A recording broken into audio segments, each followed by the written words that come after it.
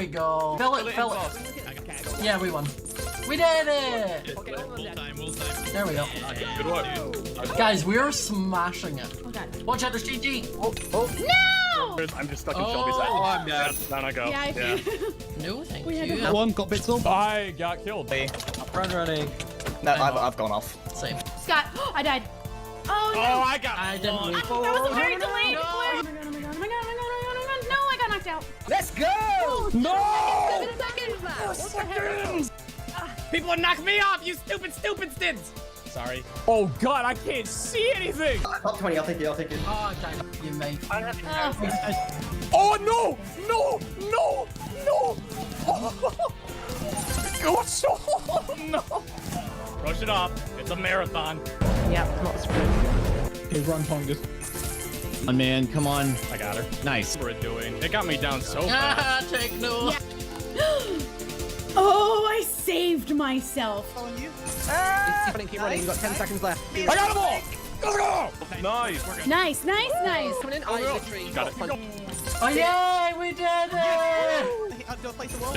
Well played. Nice! That damage potion I threw at her was like... Beautiful round. Let's go, baby. Oh, we're doing so good. Tell me we made our way in. Let's go! Let's go! We're going to dodgeball. Dodgeball time, boys. Wait, so whoever wins this wins? Yeah. Oh my god! Get that crown. We're picking into universe. We win these. Alright, no, real talk, strats. Don't panic. We're gonna take our time. Do your thing and feel confident. We can do this. Oh, okay. Ah. Go. He's aiming for me. Are you waiting? Got one. No, he hit me because he was aiming for you! Oh wait, no, Oh, I got one. Got fruit berries. I wanted him and I got him. Oh, okay. Wow. I got Eric. Yes! I thought he was. Nice. Go. Nice! Alright, and so final round comes down to the 5th.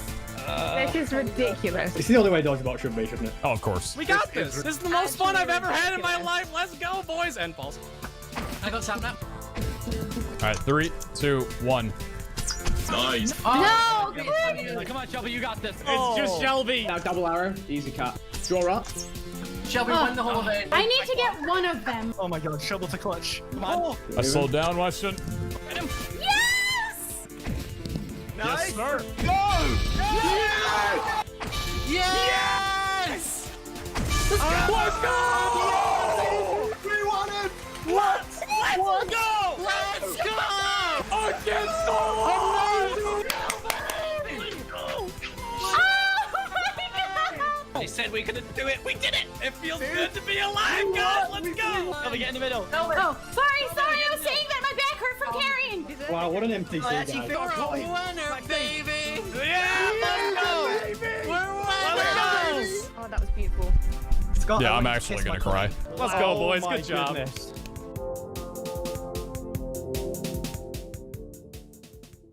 If you enjoyed the video and want to see some of your favourite content creators battle out head to head, you can tune in to the next MCC, which is next Saturday on the 23rd of October at 8 PM BST. Bye! El siguiente video está dedicado a toda la comunidad hispanohablante, pues es un honor para mí poder representarlos y además traerlos a esta Minecraft Live. 3, 2, 1... Todos adentro. Metemos 200 jugadores en la escuela, en una prisión de máxima seguridad, en 200 islas imposibles de Skyblock, en el sistema solar, en un parque de diversiones, en Latinoamérica, a construir una ciudad entera, en las Olimpiadas donde todos representarán un país, donde deberán de sobrevivir, en la luna, tendrán que pasar por muchos retos. Elige la siguiente.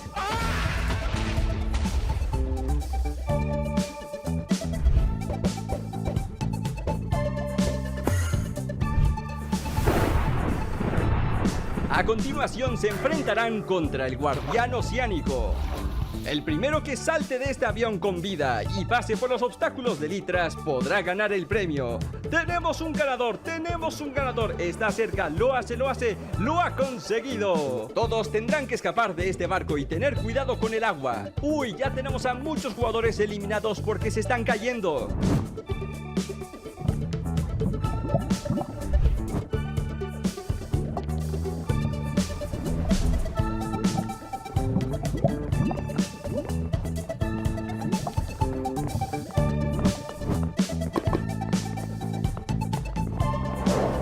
A continuación todos deberán de esquivar las poderosísimas chanclas. 200 jugadores asisten a mi boda. 200 jugadores construyen los ajolotes, el nuevo Warden y también las nuevas megacuevas.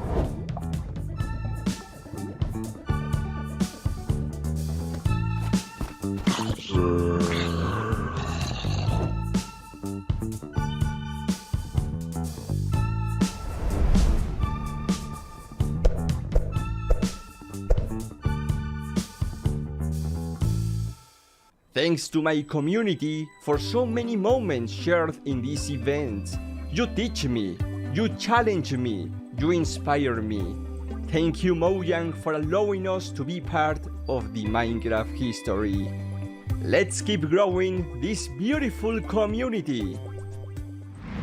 So that just about wraps things up for the Minecraft Live Creator Pre-Show. It is time for me to say goodbye, but coming up next is an incredible showcase of some of the amazing content that has been created in the year of 2021. I think this needs some fireworks, so hold on to your shorts and prepare yourselves for the 2021 year in review.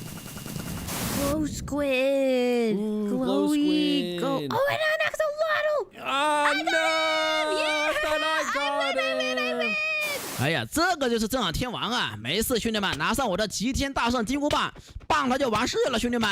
才花了1分钟没到，他就已经残血了，简简单单呀。From the big blue house? What happened to the big blue house? What happened? Where are the rest of them? Where's the moon? Attack. Okay, we're doing this. We're getting a little bit closer than I wanted to. Oh man, my dragon is not doing good. It's hard to aim. There we go. We got him. Got him. すげえな。おっしゃ、行こう行こやるね。What are you? Collectible? I don't know what I'm doing. I'm just right clicking everything, Colin. Not Collectible is within 40 blocks. Hey, wait. What just happened? 楽しい。あ、豚ボール遊びていって。これはい、豚はいいよ、ボールで遊ぼう。お、遊んでる。かわいい。 So you can run and you can sprint, and oh my god, it's so cool. Look at the jump animation. They've got all the sounds officially from Sega. This is insane. I love this. So you can... Oh my gosh. Yo, these blazes. Nope. Yo, no, my iron golem. はいどーん。こりゃ楽しいや。もうちょっと敵が密集してたらすごいことになりそうね。오, 자수정. 오, 신기해. 우와. 헐. 잠깐만, 소리 봐봐. 소리 들어보세요, 여러분. 마크 소리 최대로 한번 해볼게요. 너무 신비하지 않아? Why that thing? What did I do to deserve this? No! Run away. Okay, and die. Come on. Just nuke it down. It's dead. With the ray tracing, it helps make everything look way brighter. It just makes everything pop. And technically speaking, you could have the ray tracing on and have another texture. So if that texture that you already have on is already kind of realistic enough and you go ahead and you throw ray tracing on it, it would look pretty dope. En ocelot armor, gott folk! Vi fick en ocelot armor. Undrar vad den ger. Oj, vad är det där? A whip? Whip it picked up a whip. ¡Está guapísimo, colega! ¡Oh, le metemos cangrejos, seguimos por aquí y tenemos piraya! ¡Uy, cuidado! ¡Madre mía! ¡Qué guapo está este mapa, tío! ¡Mira! ¡Oh! That's pretty cool. Pretty cool. Look at this. Isn't that awesome? Look at the light coming down from there. That is so atmospheric. I love it. See, the natural lighting mixed with the warm light of the torches. I just love the atmosphere it makes. Ooh, that has a completely different vibe. 哎，他进去了！哇，他进去了！自投罗网，这你还不死啊 Yo, I'm a minion. Oh, okay. Hello. Sneak around the sides. Sneak. Vad är det här? Det är jätter! Jättegärna. Titta, det är jätter! Titta! Kan du inte tämja dem då? Han skriker! 그린 헬정! 이거 뭐야? 나 옆으로 보는 2D 같은 게임 생각했는데 이런 식으로 된다고 진행이? 오! 나 때려버리게! 오케이! 아, 360도 도는 게 이렇게 표현이 돼? 아, 잠깐만요. 아하! Mira, mira, mira, mira, estamos construyendo todos. Vamos a ser constructores. やばいやばいやばいやばい。火がめっちゃついてるが。本当だ。待って待って。これ何このボタン。これ何無理やりゲット。ああ待って消えた消えた。今のうち今のうち。待って。行くしかない。おこれ落ちたらまずい。待って。落ちてよ。絶対落ちる。慎重に行け。 And this is one of my favorites. This is a pool table. My design of a pool table here. We've got our little holes that the balls can fall into. We've got a ball here. Oh, Does he see me? oh, I think Oh. it's him. Oh no no no no no no no no no no no no no no no! Help! Oh, help, I got help. him. I'm done. I'm done. Oh God, I'm done. don't die on me. No! Oh my God. Oh my God!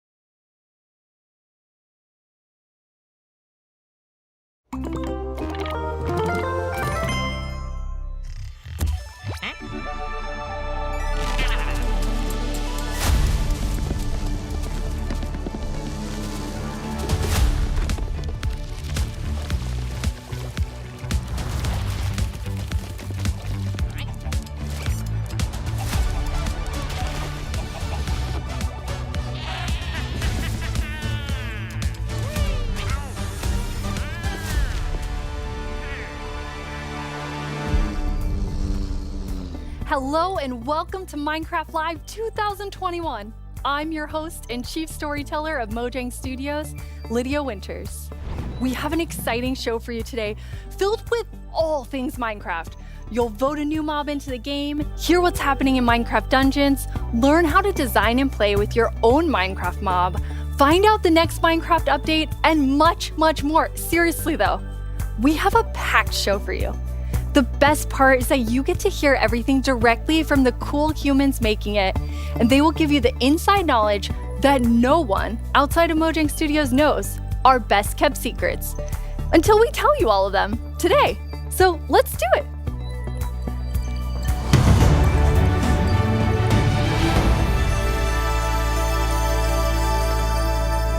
Our social team will be tweeting throughout the show and want to know what you think about everything we announce. Hang out with us here and also there. Last year, we announced quite an anticipated update, the Caves and the Cliffs update. We've seen all the incredible things you've done with Caves and Cliffs Part 1 and can't wait to see what you do with Part 2. Agnes and Henrik are here to give us a peek into the surprising development process for Caves and Cliffs Part 2. Hi Agnes, hi Henrik. Hello. Agnes, how are you feeling? I'm super happy to be here. I'm excited. Very excited. So excited. And Henrik, it's your first time on the Minecraft Live stage. It is. It's not your first time though, right? It is not my first time. You two are going to tell us about Caves and Cliffs Part 2, and the thing that I think is the most amazing is how involved and how essential the community was to making it. Yes. Yeah. This update changes basically everything about the world generation in the game.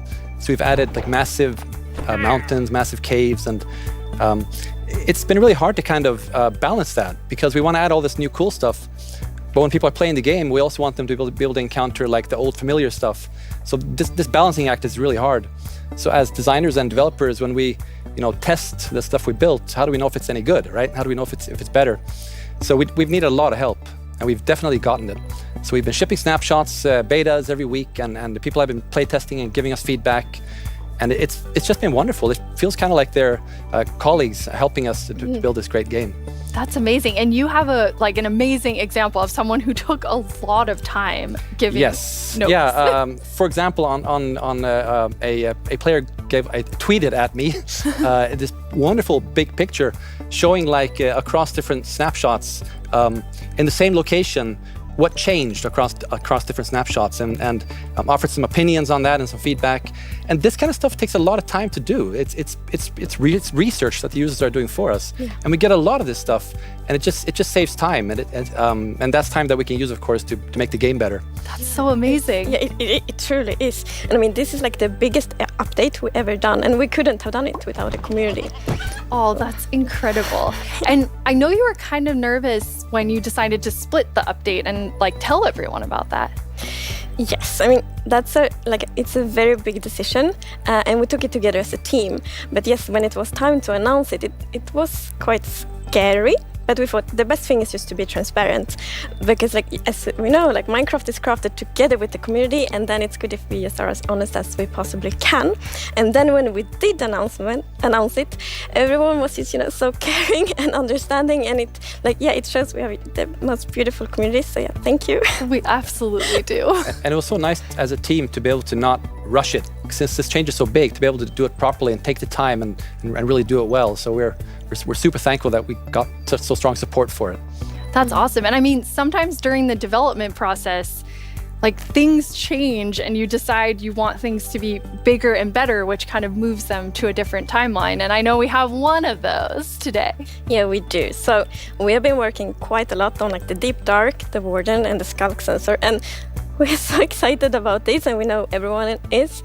And so it got a bit bigger because we really want to do this right and do it with super high quality. But that's also the reason to that we moved it to the next update instead. And we're going to talk about the next update at the end of the show, yes, right? So we're going to show both some new things from the Deep Dark and some other new things. So that's exciting. So we'll move the Deep Dark feature set into the next update, which will be after Caves and Cliffs Part 2. And we're going to look at that later in the show. You're going to get to see some really cool stuff from Brandon. Now, Henrik and Agnes, you two are working with an awesome team of developers. And this was like quite a technical challenge. So we have an inside look at sort of a lot that went into Caves and Cliffs Part 2. Yep, let's watch it. The best part of my job, I think it's just creating a game. I want to make people happy. In the new update, I've been primarily focusing on creating the mountains and also putting everything together in the new generation of the world. So that's the caves and the mountains and everything in between. When I started this project about a year ago, I knew almost nothing about world generation, and I learned so much. And it's really been a team effort, Java and Bedrock together.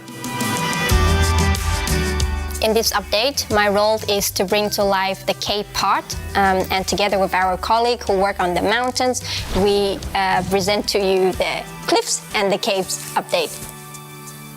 One of the inspirations for the caves is the Son Dons cave systems in Vietnam, because that was one of the largest cave systems in the world. And I feel so proud of it because I came from Vietnam, and we get to use these cave systems in my country and put it into the game. So I felt so proud whenever we think about the caves. My job is to find what works slow in Minecraft and try to optimize it. The new update changes how the world looks a lot, and it also affects performance quite a lot. The best part about my job is just finding something which can give a big benefit, and then just seeing how FPS improves or how frame time graph looks much better after the change. I would say the coolest part about my job is all of the wonderful colleagues that I get to work with. They really inspire me, teach me, and motivate me to be a better version of myself every day. We put in a lot of time and effort into this update, and I hope that it will inspire and excite our community. It feels like it's a whole new game. What a great team you have! The best team. And now when we have been working on Caves and Cliffs Part 2, it's been so beautiful to see how everyone collaborated, like all the different roles, like Bedrock developers, Java developers, designers, artists, sound, and so on.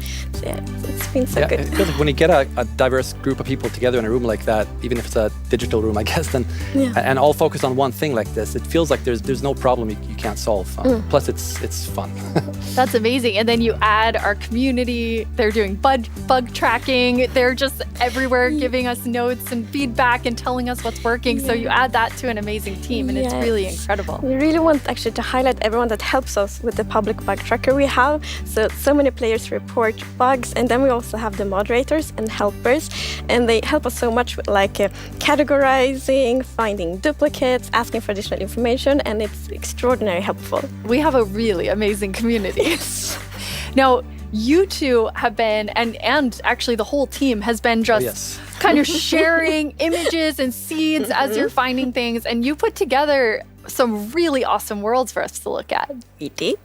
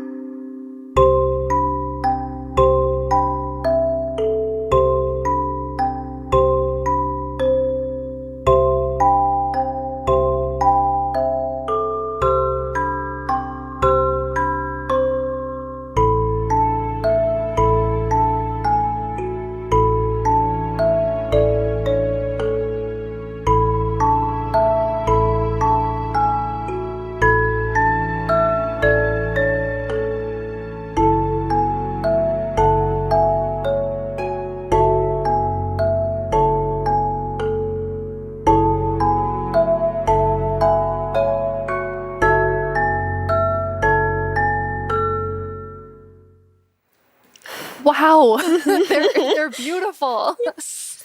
Yeah, what's interesting about this is when you look at that video, like initially the plan was just big mountains and natural looking cool mountains and caves. But as we started working on it, the scope kind of grew because we realized that we need to change all the terrain to make this all fit together. But once we started seeing that work, and it was so fun to see how the team started realizing that we're really onto something. This is going to be great. And seeing that inspiration spread and then also spread out to our community through the snapshots has been really fun. Yeah, and we have been playtesting a lot, and we couldn't stop playtesting because we get distracted we just found so many cool places, and I feel so inspiring, and that's what we want to do with Minecraft. We want to inspire everyone to play Minecraft in their own way, and like we really feel that this new world generation inspires you, like going on adventure, building, telling stories. So it's very exciting. That's amazing. And I mean, so you make all these changes, but then obviously we have so many players who've been playing for so long. I mean, the two of you have worlds that are like 10 years old. And I just love the approach you took to keeping everything really safe for players who have existing worlds. Yes, it's very important for us to be respectful to players' worlds. And like Minecraft should be a game you can trust, because if you know that it works and it will work for many, many years, then you can spend like all this love and time on your Minecraft world. So in Caves and Cliffs Part 2, we have actually done two things mainly to make sure that everything works well. And the first thing is blending. So as you can see in the picture here, to the left, we don't have blending. So then when you update your old world to the new world generation, it would just be like an ugly edge. But now, with blending, it's actually all smooth and pretty. That's beautiful. That makes a huge difference. And Henrik, I know the other part you want to show us with your own world. Yeah. So what happens if you open your old world with a new version of Minecraft? And I took a look at what happens in my old world, which I've had for like 10 years, playing with friends and family. And let's take a look. So there it is, all the old stuff we built 10 years ago. But that's what happens when you open the world in 1.18. So it basically generates new caves beneath the old areas. And the idea is to create the illusion that was there the whole time. We just, we just didn't go there until now. And wow, look what I found. Yeah. Don't look, Henrik. There's so many spoilers there under your world. So many cool things. I was squinting, okay? Okay, good. That's like the first thing I'm gonna do when I update is just like digging straight down. Well, not straight down actually, but I'm gonna see what's under my base. That's so cool. I just love that it adds so much to the existing worlds that our players have. And so you're keeping them safe and adding a lot to it. And that's also an important thing. We don't want to force players to have to pick between just the new or just the old. So we want them to be able to experience both things in the same world. That's amazing. Throughout the show, we're going to have creator questions, and you two get to have the first one. All right. Will Java and Bedrock get Part 2 at the same time? Yes, the plan is to release this on Java and Bedrock at the same time, and also to ship it with what we call seed parity. And that's, what does that mean? So seed is this name for the magic number that is used to determine how your whole world looks like. So every world is unique, and that's driven by the seed. And when you create a new world, it gets a randomly generated seed. But if you dig that seed up, if you really like what you see, you're like, wow, this world is wonderful, I want to share it with my friends. You can dig up that number and share it with others. And then if they open a new world with that seed, they'll see the same thing. But what's new for this update is that also works between Bedrock and Java. That's amazing. Yeah. So if you create a world in Java and you think it's beautiful, you want to share it with others, anyone who opens the world with that seed, regardless of which edition they're playing, will see essentially almost exactly the same thing. Yeah, it's almost identical. And it's a thing in the community, you find a super cool location and you share it, like, look at this world I found. And before, you couldn't do that with players on the other edition, but now everyone can just share cool places together. And I think that's really nice. It's really amazing. I mean, when you find these amazing, epic things in Caves and Cliffs Part 2, you obviously want to be able to share them. So seed parity is huge. I think everyone's going to be so excited about it. So we're not 100% there yet, but close. It's very similar. Details will be different. But seed almost parity. Seed almost parity. That's it. That's what we're going to call it. So I know everyone is anxiously, including myself, waiting for this update. When do we get it? So it's actually almost done. So we're going to release it in a month or two. That is amazing. Thank you so much, Agnes and Henrik. Thank you. Caves and Cliffs Part 2 will be coming to a screen near you in 1 to 2 months. And speaking of screens, soon there will be another place to play Minecraft. On November 2nd, Minecraft comes to Xbox Game Pass for PC. Minecraft. It's a game all about togetherness and teamwork. Let's take a look at some of Minecraft's most terrific teams. Zombies and the Drowned. Maybe not the best example. Let's try another. Cobblestone and Mossy Cobblestone. A relationship that's truly rock solid. Oh dear. How about Steve and Creeper? Okay, maybe not Steve and Creeper. Not them. Not them either. Ooh, that's gotta hurt. You realize this is going out live, right? If we don't find a great example of Minecraft togetherness soon... What's that, Goat? You've got the best example of togetherness yet. Okay. This better be good. Minecraft Bedrock Edition and Minecraft Java Edition. Finally, coming together for... No, that's not right. Absolutely not. That's the ticket. Minecraft Bedrock Edition and Minecraft Java Edition are coming to Xbox Game Pass for PC. We debated which edition to add to the service and decided why not add both. That means Game Pass for PC will be the only way to get Bedrock and Java in one place. Convenient. Perhaps a little too convenient. In any case, starting in November, you can play the original Blockbuster, its cross-play supporting cousin, and a cartload of other games with Game Pass for PC. Excellent point, Goat. Game Pass does have PC games. And personally, I can't wait to play those PC games with my 2 best friends. Ah, the sweet smell of togetherness.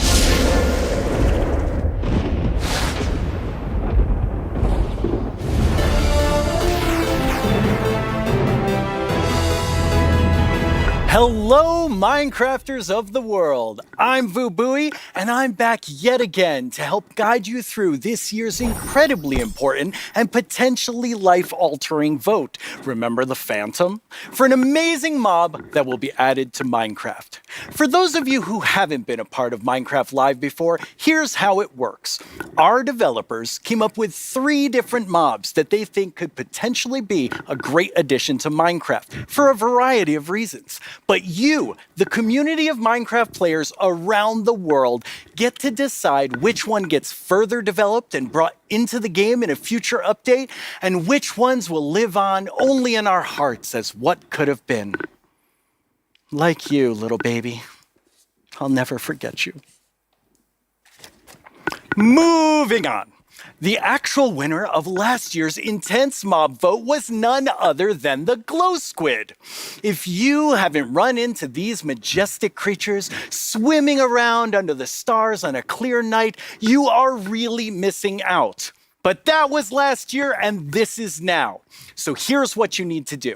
We have 3 mobs for you to choose from, and there will be 2 rounds of voting. The first round, of course, will include all 3 mobs, but 1 will get voted out. In the second round, there will only be the 2 remaining mobs, then just 1 winner in the end. As in previous years, the vote will happen on Twitter. So if you don't already have an account, you'll need to quickly make one. And if you do have an account, make sure you're logged in. Then when I tell you it's time to vote, go to the Minecraft Twitter account and check out the live voting poll with all 3 mob options. Pick the one you want to see added to Minecraft and click to cast your vote. That's it. It's like super easy. Well, the clicking part is easy. The choosing part, considerably more difficult. Now that you know what to do, let's go over your options. And who better to talk about our 3 potential new mobs than someone who is tiny in size, but never in heart, the one, the only, Tiny Jens.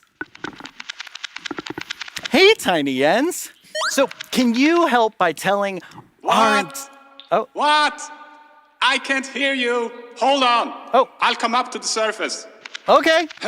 We'll just wait. Oh, hey. Oi, oi, oi. Watch it there. Can you hear me now? What? I still can't hear you. Hold on. So impatient. Ooh. A little testy. Just. Phew. Oh, Tiny Jens, you made it. Can you tell our viewers all about this year's mobs? I'm actually very busy. I lost Tiny Agnes again. I had retraced my steps, and now I have to go all the way back down there. Oh, I'm sorry about that. But don't worry, don't worry. I know someone who can fill in for me. Great. Thanks. Oh, okay. Bye, Tiny Jens. Jens, you're here. Hi, Boo. Hello. Hello. Welcome. Thank you. I guess Tiny Jens sent you while he looks for Tiny Agnes once again. Exactly. It's a tough job. It really is. Yes. Well, since you're here, can you please tell everyone all about this year's mobs? Absolutely. So, as you already mentioned, the team came up with 3 lovely creatures that we believe that players will enjoy interacting with. And they are the Glare, the Lay, and the Copper Golem. Those all sound really cool. Absolutely. And to begin with, we have the Glare, which is it's a creature that flies around and doesn't really like dark areas because it knows that in dark areas there might be monsters spawning. Yes. So naturally, it goes to those areas and gets really grumpy about it. And that is to bring that player's attention so that the problem can be fixed. Okay. And we are thinking about ideas that in certain circumstances, the Glare may even help you light up these areas to solve your monster spawning problems. The Glare sounds amazing. I'm ready to vote Glare now. Yes, but then we have the LA, which is also a flying, lovely creature that loves music and who doesn't? Nice sounds. And if you give it an item, it will start looking for similar items lying around and bring them to you. Okay. And if you also play on a note block, it will drop the items on that location instead. That's useful. Yes, and we imagine that players can maybe use this to make the LA help you with, I don't know, sorting items or clearing up areas. Yeah. I think there are many possibilities. Okay, so vote LA. I get it. Yes, but then we have the Copper Golem. And as the name implies, it's a golem made out of copper. So it's an excellent use for copper. And it will also interact with you. And since it's made out of copper, it will over time oxidize and maybe turn into a statue. But don't worry, you can deoxidize it using an axe, or it actually carries around a lightning rod on its head, so a lightning strike can also deoxidize it. Wow! In addition, it loves pressing buttons a little bit randomly, specifically copper buttons. But it randomly presses. Yes, so that can also be used in some interesting contraptions, we believe. That's amazing. So Copper Golem, LA, Glare, all sound good. How do people choose? I think it's going to be quite difficult. but you've given them a lot to think about. So I think people will figure out what they like the most. Yes. Well, thank you so much, Jens, for coming by. I have now a creator question for you. Hola, soy el 997 de México y tengo unas preguntas para ustedes. Primera pregunta, ¿cómo deciden qué mob poner a votación cada año? Segunda pregunta, ¿cómo se le ocurre al equipo cada nuevo mob? Última pregunta, ¿se basan en los comentarios de la comunidad de fans o es inspiración del equipo? Okay, those 3 questions I think everyone wants to know the answer of. Yeah, well, ideas and inspiration can come from many places. Sometimes it just spontaneously appears when you're walking around in the park, or often like you play other games, watching movies, or playing Minecraft. And the community is also a great help. They have so many ideas and they do so many fun things. So we have a lot of ideas to work with, and we need to figure out like which ones do we want to do next. And a good way of doing that is actually playing in the game and see which areas that can be improved. I lost my train of thought. There's so many different ways that these ideas come, and that's really exciting to hear. Yeah. So when the community votes on a mob today, that mob is going to move forward towards being in Minecraft. Like, how finished already is that mob, or is there a lot of work to do? Well, of course we have the big concept that we wanted to do, but once we have the mob in the game and see how it interacts with the areas and other mobs and items, that's when you kind of find the last magic little details to make it really great. I like hearing about the last magic details. Yes. Well, thanks, Jens. You've given everyone a lot to think about. All right, now you know what your options are. And if you already knew, you know a little more about them. Soon, I'll let you know when the first voting round goes live. For now, let's take a look at something pretty fantastic coming to Minecraft that you don't even have to vote on. Earlier this week, Lydia spoke with Fanny and Quinn from our awesome creator team over in Redmond to get a first look at some interesting things they've been working on. Each year, we show you some of the cool new things made by our creators for Minecraft Marketplace. This year, we're going to do that and show you how to start creating Minecraft things yourself. I finally made my first mob. It's very weird. Fanny and Quinn are here to tell us all about how we can all become creators. Hi, Fanny and Quinn. Hello, Lydia. Hey, Lydia. It's so great to be here. Like, just so exciting to talk about our creators, and what a better place to do it than surrounded by the art that they have created. I know. I walked onto the set and I was like, oh my God, those are Jollycraft skins. Those are Cupcake Brianna. That's Ka Studios. It was so cool just seeing all of their skins and worlds and concepts all on the wall. They are really amazing. I mean, the creativity from our creators, those names, that makes sense now. It's just mind-blowing. Before we get too far in, though, we should probably explain to everyone what is a creator? Yeah, of course. So a creator is really anybody who makes anything in Minecraft, whether you're doing skins, textures, worlds, terraforming, UI, and even for me, like people that are making mods and add-ons and that kind of more developer type, those are creators too.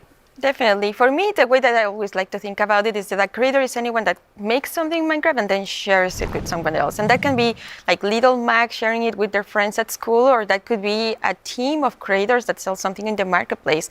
And then everything in between, right? And our mission really is to empower all of them to make whatever their imagination is telling them to do. We want to really give you all the means, documentation, tools to be able to do whatever you want to do. Yeah, it's just such a cool thing to be able to work on that everybody can be a creator. Mm-hmm. That is so cool. And Fanny, you mentioned tools. I think it's so interesting. Your team is actually building things that creators use to build things on top of. Like, what is your favorite tool that you've made? Oh God, that is such a hard question. We have so many, but I'm going to be a little bit selfish for a second and just pick one that I worked on recently. Like, as a manager, I rarely get the chance to actually write code, which I love doing.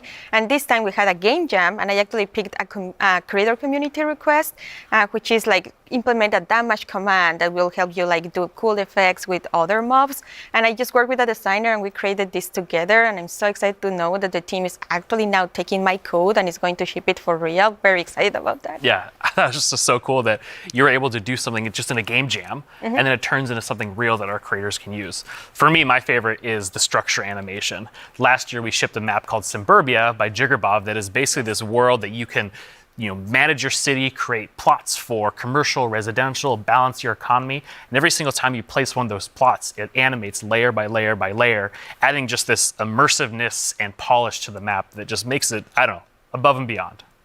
That's so cool. I mean, so many of our creators are using the innovative tools that you've made to just like expand what they're working on. And we have some awesome examples of that.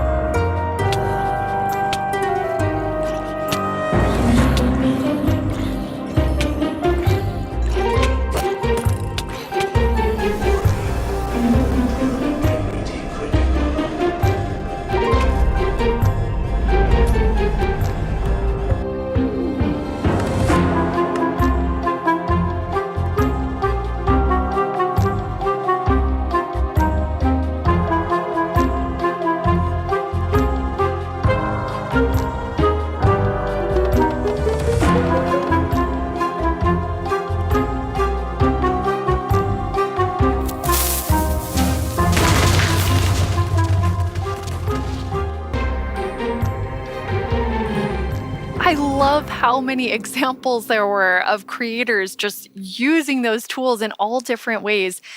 What's that like for you to see, Fanny, when your team, you've all been working on making those things for our creators?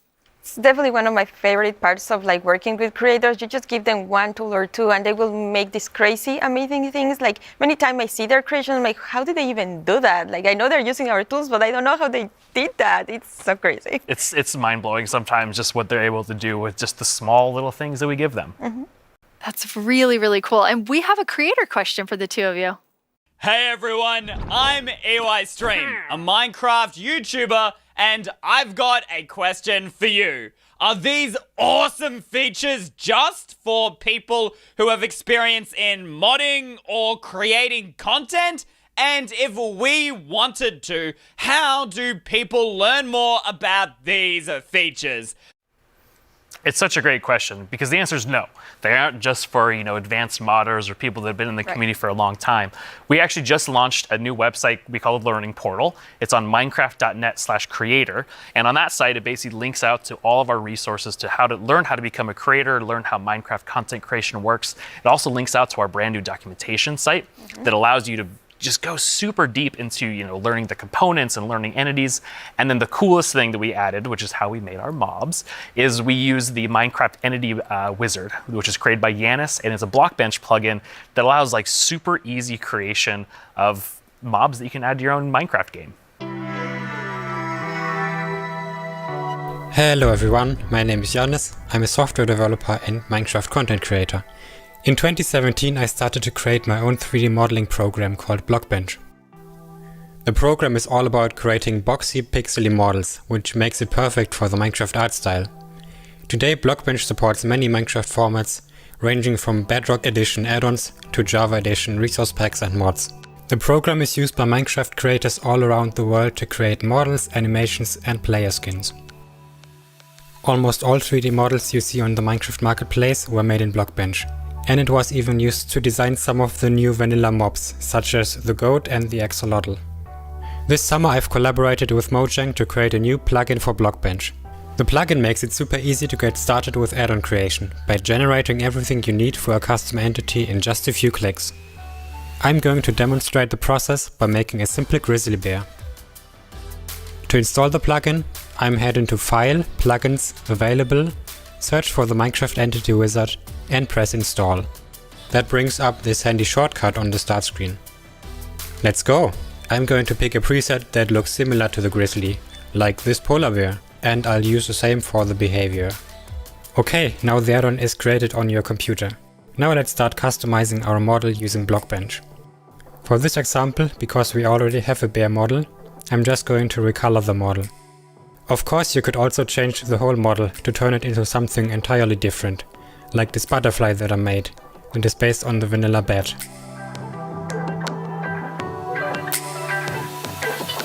Okay, this looks good. Now I'm going to press save and switch over to Minecraft. I can find our new grizzly bear pack in the behavior pack section and simply enable it. This will automatically enable the resource pack as well. Now let's check out the entity in-game. I just need to grab a spawn egg from the inventory and use it. And here's our grizzly bear. Have fun creating! It's free and works on all platforms.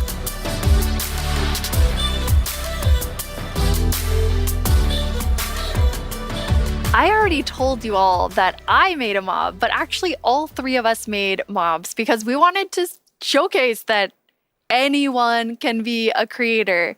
So Fanny, tell us about your adorable mob that you made. Thank you. Yes, I was so excited to know that Blockbench was a thing because I immediately thought I need to add my dogs to Minecraft. I really love them. And I was just so excited. Like Blockbench made it very easy for me to just obsess over every single detail. Like every pixel was like, does that look like my dog? And then I also modified the geometry, especially the tails, to look like the exact twist that my dogs have. I really obsessed a lot. And I was very happy, especially when I was able to add my own animation. I'm definitely not an art person, and I just made it so that it like wiggles their tail when they're sitting. I was just so happy to be able to do that. They turned out so good. I thought it was super cute that you're able to get both of them in there. Thank you. So me being kind of born in the Pacific Northwest, outdoorsy. I mean, I'm wearing flannel on the stage. I wanted to kind of pull something from that nature. So I made Evelyn Evergreen. She's this kind of cute little evergreen tree that you maybe see, walking around the deep forest. Kind of fantasy driven. Then I've animated the arms and the legs, just these little stick legs that kind of walk around, just to add something, kind of cute and cool to the forests. Her eyes are really staring right into my soul. I love it. I would love to just happen upon Evelyn in the forest. So I went a totally different direction from the two of you. I know, Quinn, you built your mob from scratch.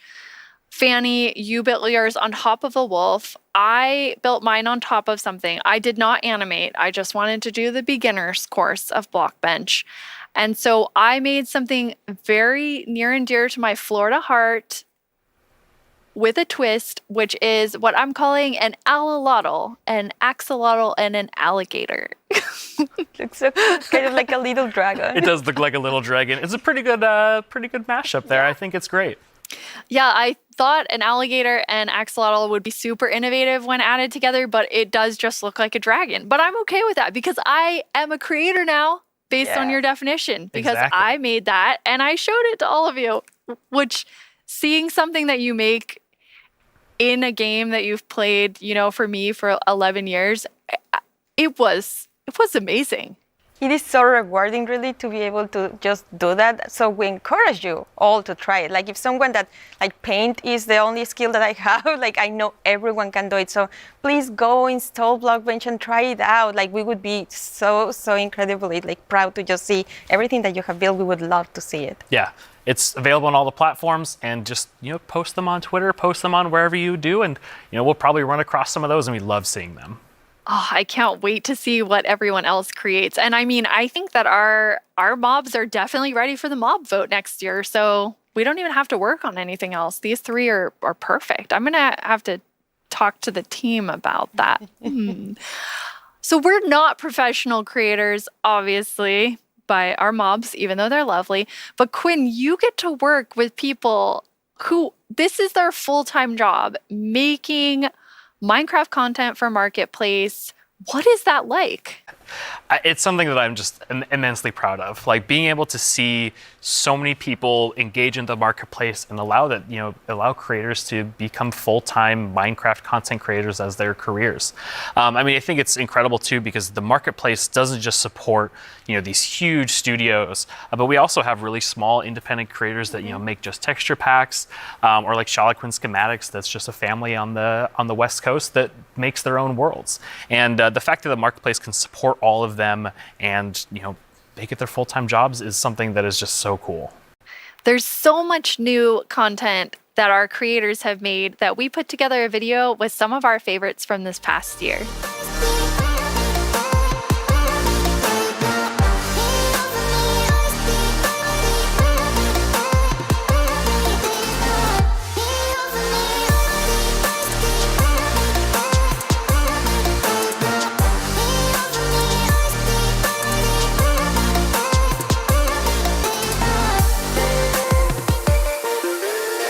It almost feels like a dream that I'm making a living, making content for the marketplace.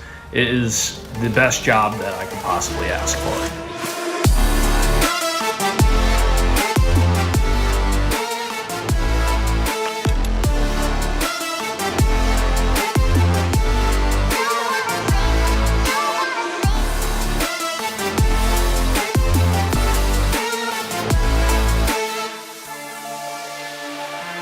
We just got to see some amazing reactions from the fans, and people love the map, and that's just so heartwarming and lovely to see, and it really does put a smile on our faces.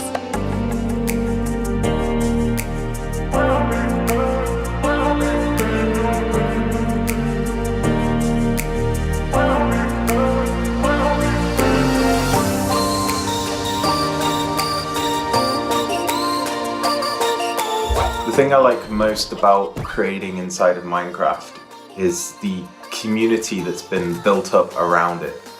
There's so many amazing creative people, and it's been a privilege to be able to meet and work with so many of them.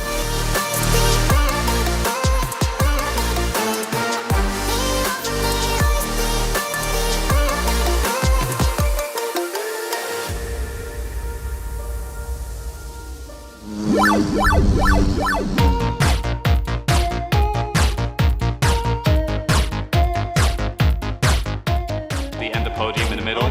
Oh no! Spoilers!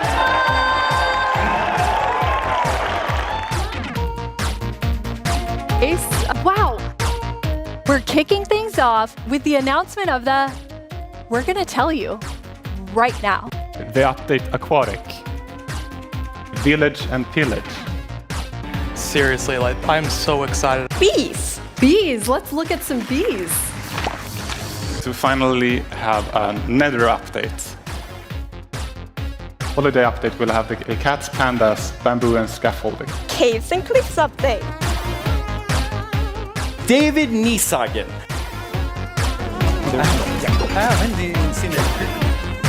I am the one that gets to decide how difficult the bosses are.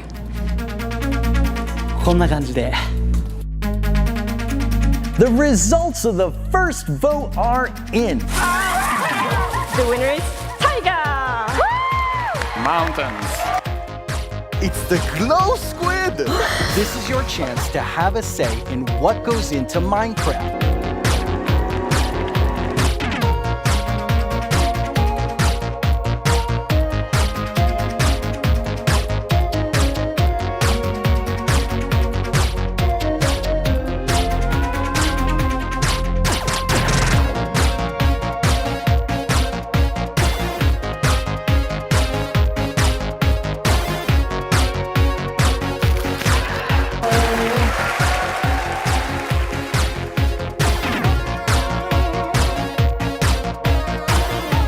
Go, go, go, go, go.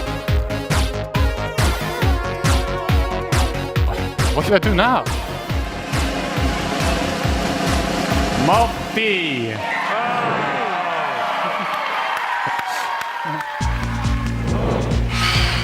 10 years ago, I stepped on the Minecon stage for the first time. I still get nervous and excited every single time I'm on this stage, but mostly I feel incredibly honored to be in front of you. I hope what you see and feel from each of us at Mojang Studios is our passion for Minecraft and our gratitude to all of you in our amazing community.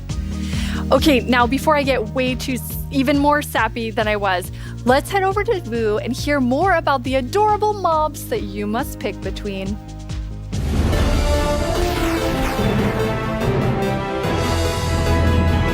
Here we go. It's almost time to vote. Before we do though, let's take a quick look at your choices once more. We have the glare, a mob that lets players know when they're in an area that's dark enough for monsters. You can bring it with you, and it will fly to dark areas. When it gets grumpy, you'll know that it's dark enough for monsters to spawn. Then there's the allay. If you give it an item, it will collect matching ones for you. It also loves music, so if there's a note block nearby, that's where it will drop these items for you. And finally, the copper golem. A little golem that you yourself can make out of copper. They oxidize over time and will eventually freeze into statues. They love spending their time randomly pressing copper buttons, which would also be added to the game if the copper golem wins the vote.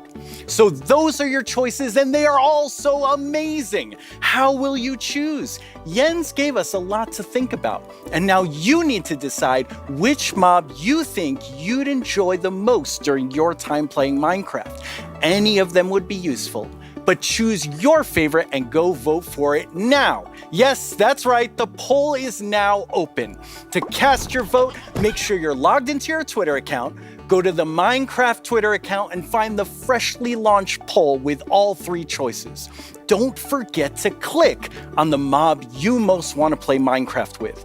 You can do it right now. After the first round of votes, I'll check back in with you so we can open the final round. Greetings, my name is Narrator, and I'm the star of the Minecraft YouTube channel. And I'm Marilla. I'm the actual star of the Minecraft YouTube channel. We're here to tell you about all the excellent shows you can watch on our channel. Subscribe tomorrow. Don't you mean subscribe today? No. How do you spell Minecraft? What even is Minecraft? These are just some of the questions you can ask our studio's brightest minds on Ask Mojang. We've actually received a question for us just now. Do you think making a video game is the easiest thing in the world? No. Literally no one thinks that. Well, I did. Until I started watching this informative series that goes behind the blocks of every part of Minecraft Dungeons development. Do they show the footage of you tearfully begging to be put in the game? Maybe in Series 3. Meet a Minecrafter interviews some of the most incredible members of the Minecraft community. They asked me to appear on it, but I was too busy being young and cool and attractive and not lying. Okay.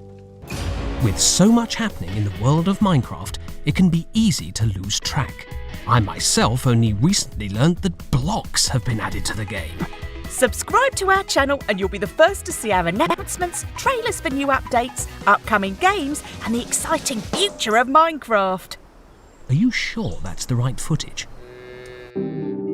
Finally! This is our peerless show that tells you Minecraft's most scandalous secrets.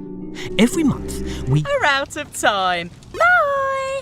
No, we're not. We still have a few seconds left. Have a great Minecraft Live, everyone. No! Don't forget to subscribe to the channel and only watch my...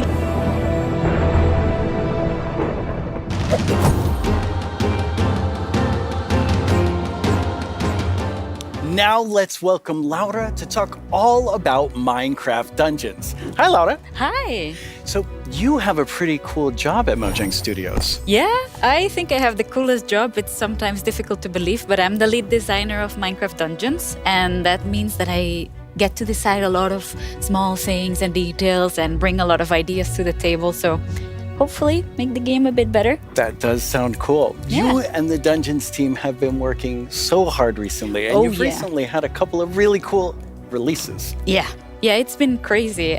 We recently released to Steam, and I did something that they never recommend you to do, but I did it anyway, and I read the reviews, and That's dangerous. Yeah, it was, but it was so positive. It was so full of excitement and love for the game, and yeah, we were so proud to see how much the community loves it. So yeah, we were very happy. And also this week we've released the Spookier Fall update, which brings back a lot of spooky modifiers to the game, gear, a new cape, a new pet, and there's my new favorite armor, which has a spoon staring in your head. I love that one. Yeah, it's lovely. I like it so much. It's a lot of fun to stare at while you're playing, but it might distract you a little. hopefully not too much. So those just came out, but we also have some new and exciting things to look at that haven't come out yet. Yes, let's check it out.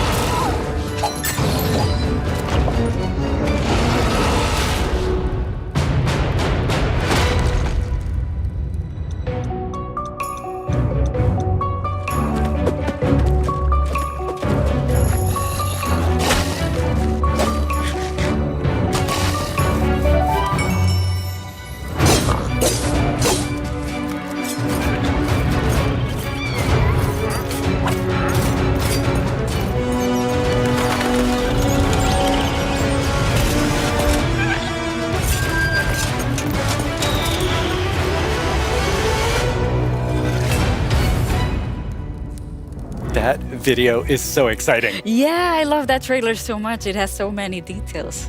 So there's a lot going on in that video and a lot to talk about, but why don't we start with, now that DLC is done, what are seasonal adventures? Right, yeah. Now that we are over with the story of the Orb of Dominance, we sat together with our friends at Double 11 and we started working on seasonal adventures, which are a new way for the player to progress through the game and increase in ranks, gather points, and hopefully get cool rewards at the end. That sounds amazing. Yeah. So how long do they last? Right. Seasonal adventures, although the name is seasonal, will be infinite technically. Okay. So for instance, say we release seasonal adventure number 2, you will always be able to go back to seasonal adventure number 1, gather some rewards there, go back to number 2, gather some rewards there. So it's a bit up to you what you decide to do with it. That's amazing. So it just lasts forever. You get the new content and you still have the old content. All the content. And speaking of content, what are some of these new things that players can unlock? Right, yeah, we added tons of new rewards that are completely new to the Minecraft universe, some old, some new. We have tons of new pets. We have things like the duck and the fox, and I am so in love with all of them. We have flares, which are new VFX that you can apply to your character. So whenever you drink a potion or you beat an enemy, you get to show off a little bit and get some shininess there. Also, we got in some emotes, which are these little dances or little expressions you can do with your character. Show off a little. Yeah, exactly. And have some fun with your friends. Why not, like we see here, having a party. Also, we added tons of new capes, because everyone loves capes. They do. And tons of new skins, just in case we were missing That's a lot of skins. Yeah, that's a ton of skins, yes. Well, now we have a question from a Minecraft creator. Right. Hey, Strawberry17 here, and I have a question. Will there be free content included as a part of seasonal adventures? The answer is yes. We always try to make sure there's content for everyone, regardless. So for seasonal adventures, there'll always be a free track and a track you can pay for. So there'll be different rewards in each, and you'll be able to get whichever you want at any time. So yeah, we wanted to cater everyone. That's great. So how do you earn rewards? Right. You will be able to get adventure points all throughout the game, meaning that doing the regular stuff you do, you'll get them. Like, say you beat a daily trial. At the end of the daily trial, you get adventure points. Also, we implemented new weekly challenges. So we'll ask you, like, this week, if you beat 100 zombies, you'll get extra adventure points. That's a lot of zombies. Yeah, but people do it so fast. I'm always so impressed. And also, the best way to get adventure points is in the tower. Okay, the tower, which we have not spoken about No. yet. So what is the tower? The tower is another free single-player feature that we've added to camp. So you'll be able to see this gigantic tower in the camp. I love how it turned out. And it is a space with 30 different floors, each floor harder than the one before. And you'll get to fight in arena mobs. You'll get to fight bosses. You'll get to meet some new tower inhabitants. And yeah, hopefully explore around and be able to test your skill. So you will start with a completely blank character from the bottom, and you'll be able to find new gear as you progress. Okay. So yeah, the floors get more difficult, your character gets stronger, and you can test your skill. That sounds really fun. So let's take a look at some live gameplay of the tower right now. And for that, we have JP. Hi, JP. Hello.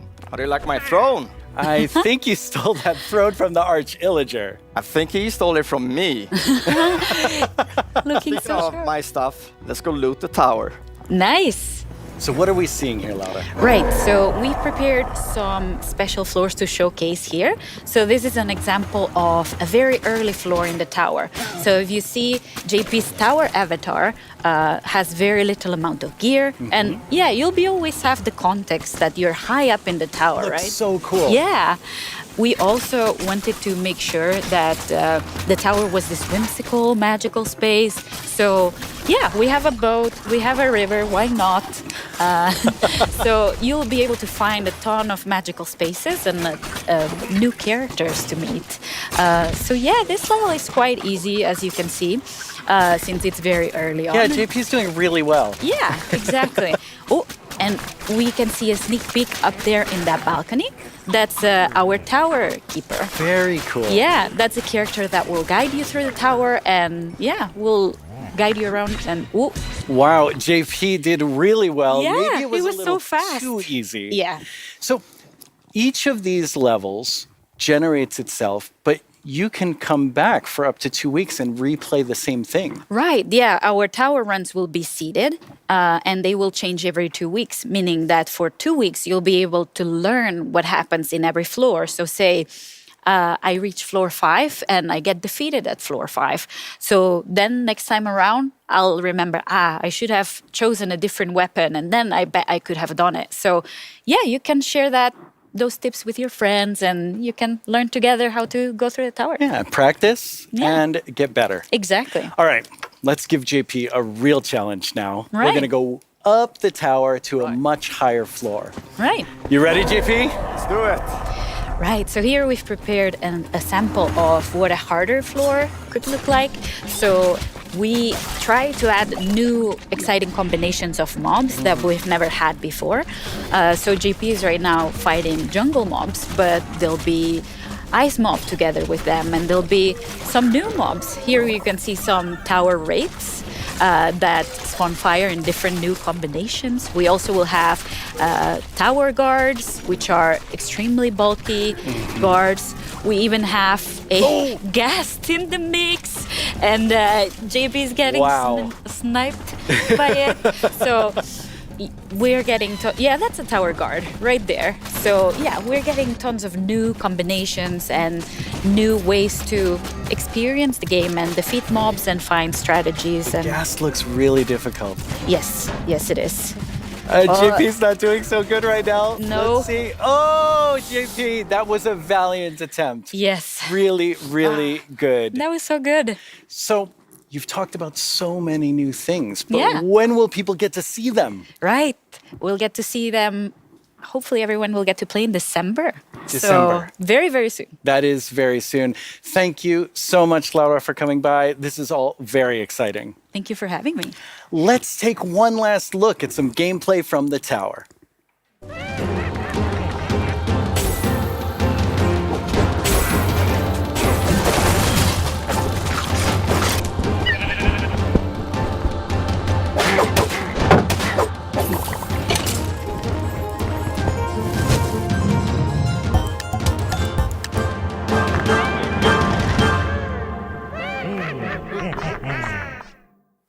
Once again, our friends at Element Animation have made us something to enjoy and perhaps even sing along to, all while taking us through everything you can do right now from Caves and Cliffs Part 1. Try not to get this one stuck in your head all week. I only say this because it's been stuck in mine. Hey, you two! Have you discovered all the features in Part 1 of the Caves and Cliffs update? Well, there's brand new colored candles and the lichen makes rocks glow. You'll find some amethyst if you look inside a geode. The buds grow into clusters, then you get shards when they're mined. These are just a few of all the things there are to find, like jump across some drift leaves, major paths from these. Spending too much time in powder snow will make you freeze. You can mine raw copper, smelt some ingots into blocks. A lightning rod and thunderstorms will stop you getting shocked. Copper oxidizes, but to stop it, make it wax. Craft your raw ores into raw blocks if you've got too many stacks.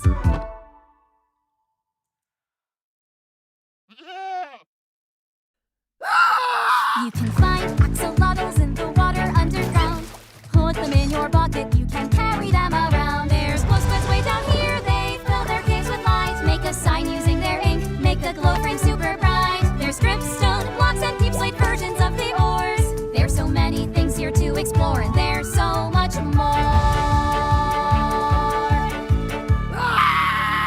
There's so much more. Oh, well, it's been quite the turnout for our first round of mob voting. You have made your decision, and now one mob must go. We have the glare, the allay, and the copper golem. But you, the community, have spoken, and now one mob must leave the race. And that mob is the glare. So that still leaves two amazing mobs to choose from. Which one do you want? Will it be the allay or the copper golem? How do you see yourself playing and interacting with them in the future? Which one will make your game life easier or more fun? Or like the Year of the Phantom, way more terrifying? Don't worry about what anyone else wants. This is all about you and how you want to play Minecraft. But make your decision quickly because it's time to vote again. There's a brand new poll just posted to the Minecraft Twitter account with only these two mob finalists to choose from. Make sure you're logged onto Twitter and click the mob that you just can't wait to spend your days and nights with in the game. Your vote really counts, so don't miss out on your chance to change Minecraft. I know who I'm going to vote for, and I think I can see Jens voting right now.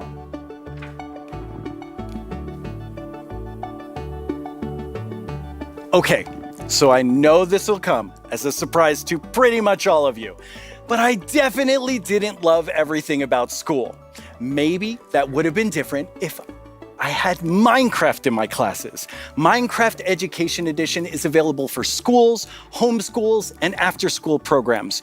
You can explore awesome education content in Minecraft Marketplace. Learn about everything from sustainability to ancient worlds, even how to speak new languages, all in Minecraft. The coolest part is seeing how with Minecraft, the students often become the teachers. When I tried becoming the teacher in my 5th grade science class, well, let's just say it wasn't appreciated. But anyway, let's take a look at how Minecraft is being used in classrooms around the world by kids who didn't get in trouble just for telling everyone that homework was canceled forever.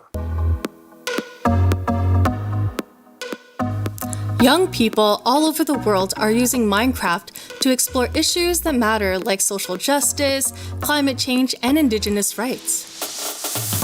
We have different classes such as Braille and Sign Language. We reached out to one of our teachers who learned Braille and she taught us a thing or two. Take a look at what these girls built, a school of the future. They thought about clean energy and inclusive design. An interesting fact about our building is that we use coding to build a playground. It was very fun to make. Students in India and Malaysia translated ancient myths into Minecraft worlds. Under the guidance of my educator Kamal ma'am, I would like to present to you an indigenous tale, Chiri and Ka, from Punjab, the land of 5 rivers. In Canada, Australia, and New Zealand, classrooms are using Minecraft to explore Indigenous cultures. And they're not just building blocks, they're building super useful skills. Games like Minecraft prepare you for the future, teaching us how to work together, solve problems, and even write code. Normally in school, it's like, here's this, do this, off you go. But now it's like, blank schedule. Minecraft, yes please. This summer, students imagined a greener New York City in an epic citywide esports battle. I don't know about you, but I wish I had this in school. I think I would have been all over this. Oh, absolutely. Kids in Wales designed more sustainable rugby stadiums. Teams of students built turtle habitats and wind farms. And in Slovakia, young people imagined a bee sanctuary in Minecraft. During this build, I learned that bees do this thing called swarming. We can live more sustainably, we can treat one another better, and can we all agree that learning should always be fun? Let's build a better world together. Game on!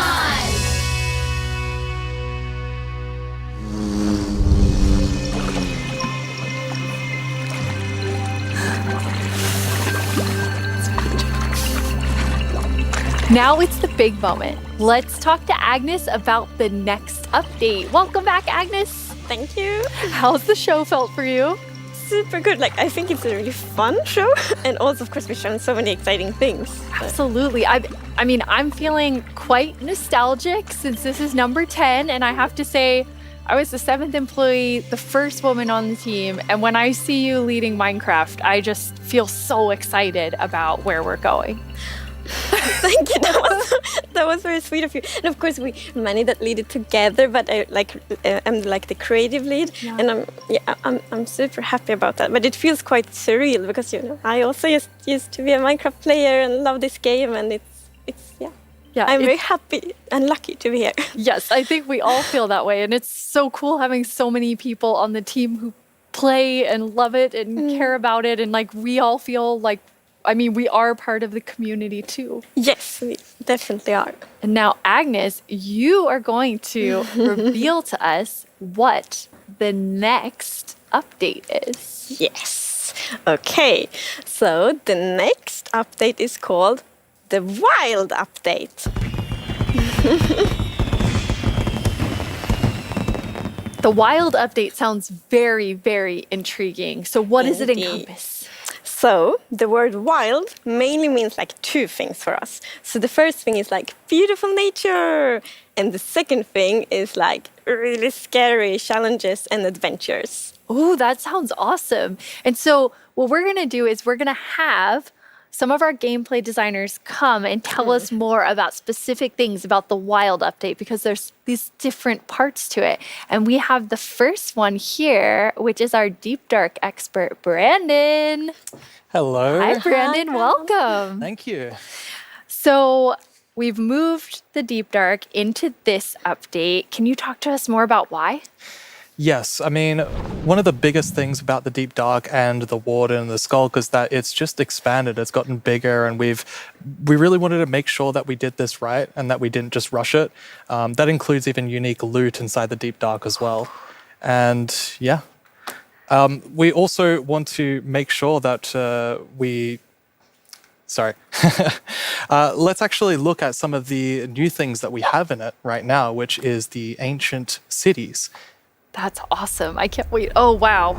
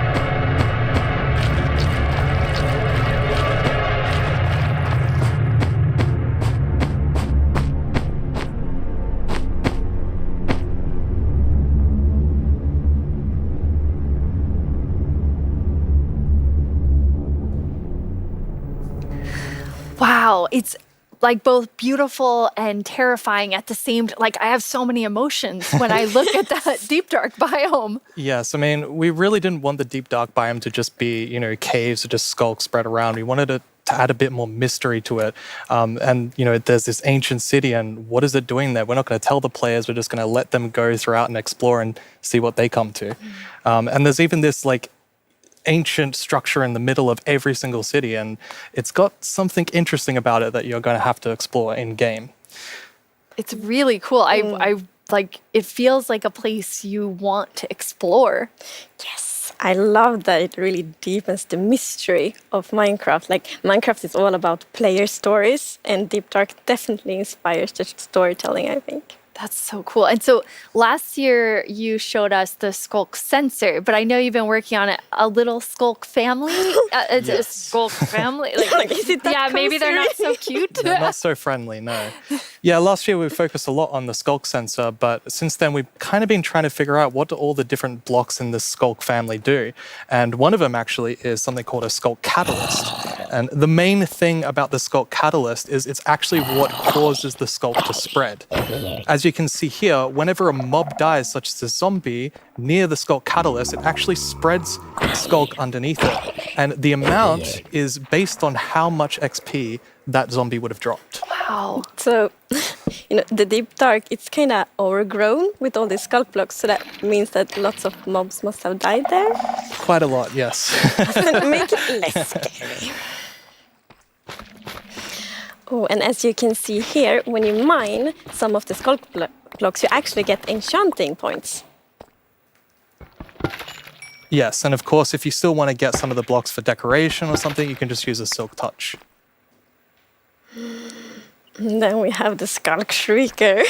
So when this block is activated, it's going to give that really scary shriek sound that you heard now. And it also gives this darkness effect, so it's like pulsating darkness. You can even see now when you're sneaking and you step on a Skulk sensor, even sneaking it will activate. Wow. Okay. Definitely not a friendly family. No. And I will say to our younger viewers, in a minute, we're going to show you a clip that's a little scarier. But I mean, Brandon, those have so many things that players can do with them. Like, Yeah. what do you imagine them doing? I think the Skulk Catalyst is going to be really interesting because, when you could create a mob farm with through the tech community. Usually when a mob dies, it doesn't drop XP unless you, the player, actually kills it. So with this, you might be able to create some sort of XP farm. Ooh. There's lots of opportunities. And you can build experiences for other players. Like imagine building a haunted mansion or a really dark forest, and then you have the shriekers. Terrifying. So then, when players out walking and then they activate the shrieker and hear That's amazing. Or you do that all around your world, and just whenever anyone's visiting I'm not going to visit your world. Shriekers are just shrieking. We have a community question for you. Hi, it's Junjam from Germany, and my question is, what was the inspiration behind the Shrieker? Yeah, I mean, that's an interesting question. From the art side, we actually had the inspiration behind the human larynx, which is like the vocal cord or vocal structure or something, just something that represents kind of creating sounds. And from the gameplay perspective, we wanted to make sure that, first of all, the warden spawns in a unique way, and also in a way that you can avoid it. So usually you can kind of sneak around, and as long as you don't activate the Skulk Shriekers, then the warden won't come. But if you do make too many noises and the Skulk Shrieker activates too many times, the warden will come.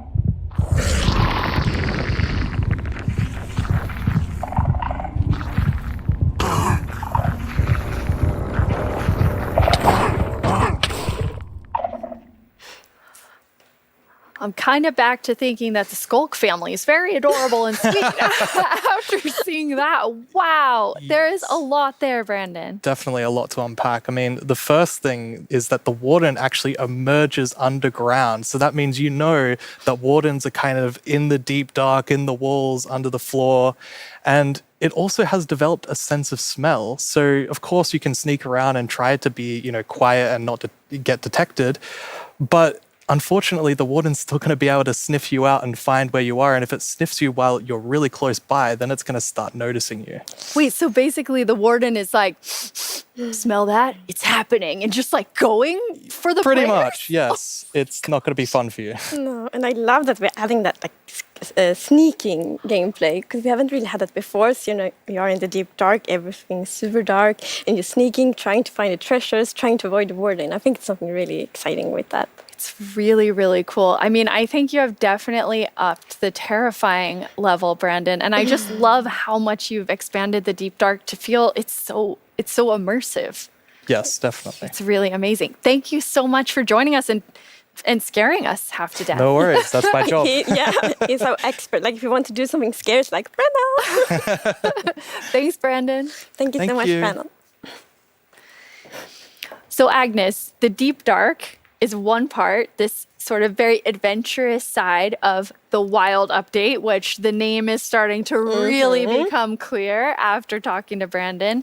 And then the other part you said is really this more of that beauty and, the atmosphere of Minecraft. Yes, so we want to celebrate the wilderness of Minecraft. And one thing we want to focus on is immersion. So when you play Minecraft, we really want you to feel that you're inside the Minecraft world. Actually, like we are now. It's so beautiful.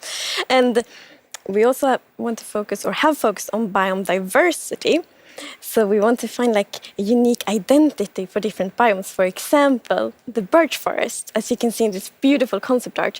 So in the birch forest, we want it to be light and peaceful, and the sun reaches the ground, the trees are taller, and the flowers, things like that. It's really beautiful. It looks very Swedish in the birch forest. That's true. That's actually a very Swedish forest. Yeah. It's gorgeous. And then you want to add more atmosphere to the different biomes, but there's one biome that you want.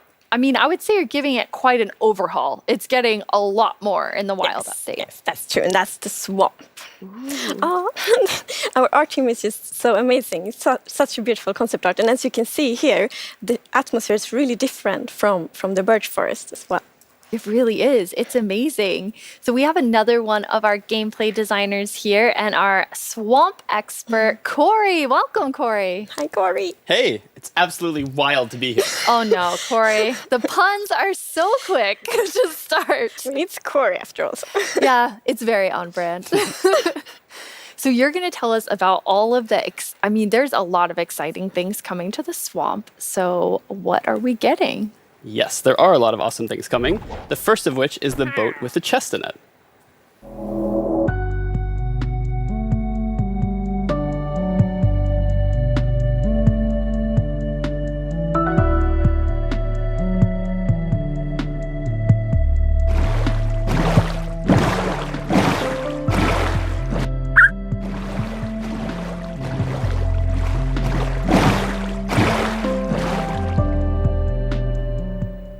So useful. And relaxing.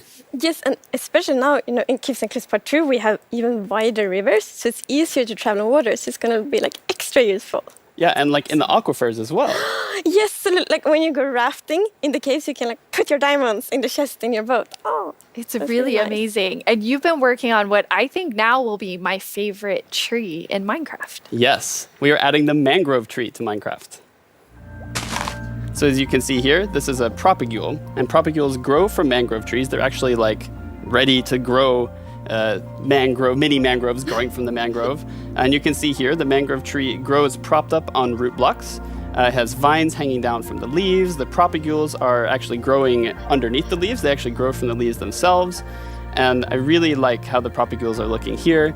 And okay, I'm just gonna nerd out on propagules for a minute. Okay, so in real life, the propagules grow, like I said, from the mangrove tree. And then when they fall into the water or like let's say they fall into water, they could float for up to a year before they plant themselves in the like water, underneath the water or on land, wherever they happen to land.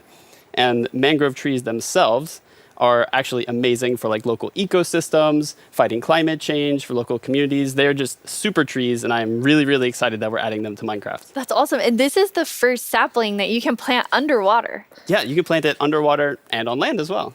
That's so cool. When you first showed me the mangroves and you talked about your favorite thing, the propagules, I actually remember playing in mangroves in Florida, and we would use them to like write in the sand because they're super cool. That's adorable. So seeing them in Minecraft is just so exciting.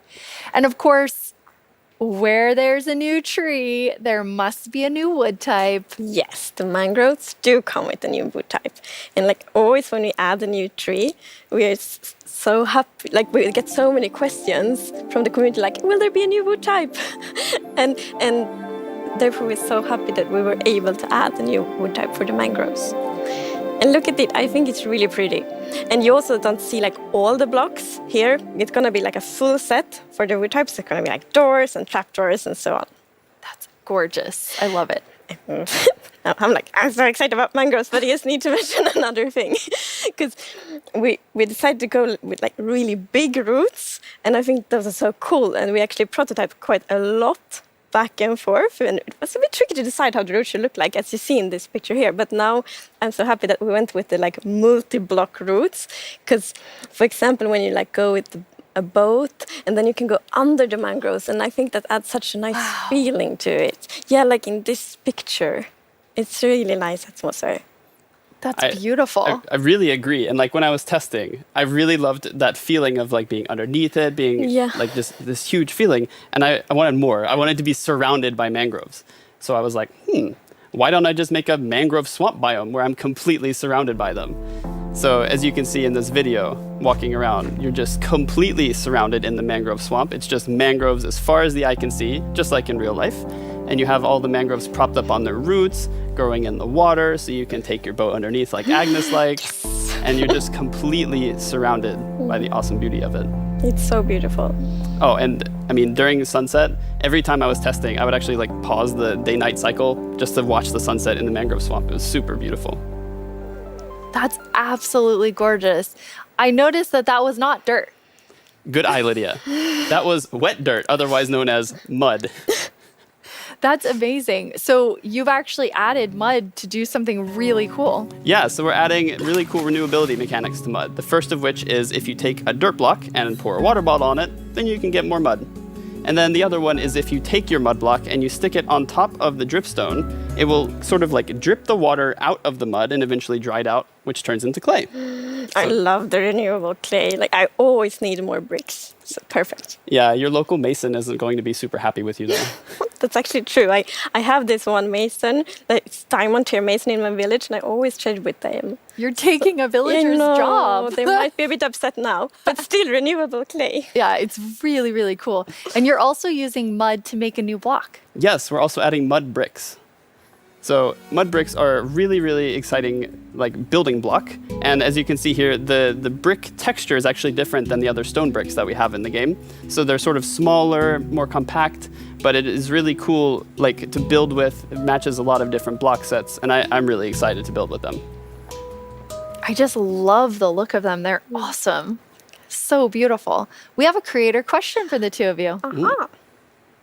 どうもこんにちはプチプチです。私からの質問はねこちらになります。どうして泥レンガを追加することにしたのでしょうか?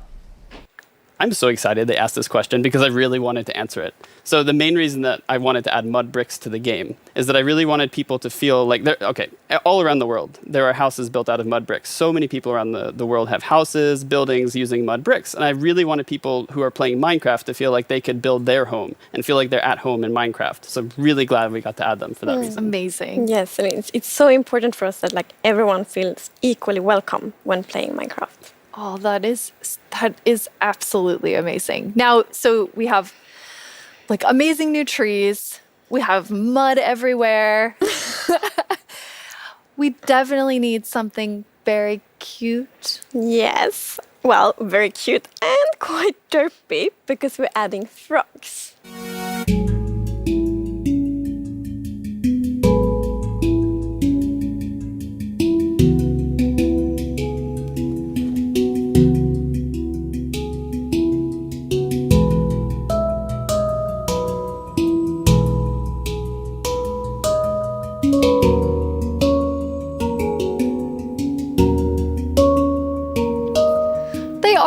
and Derpy. That's the perfect description of them.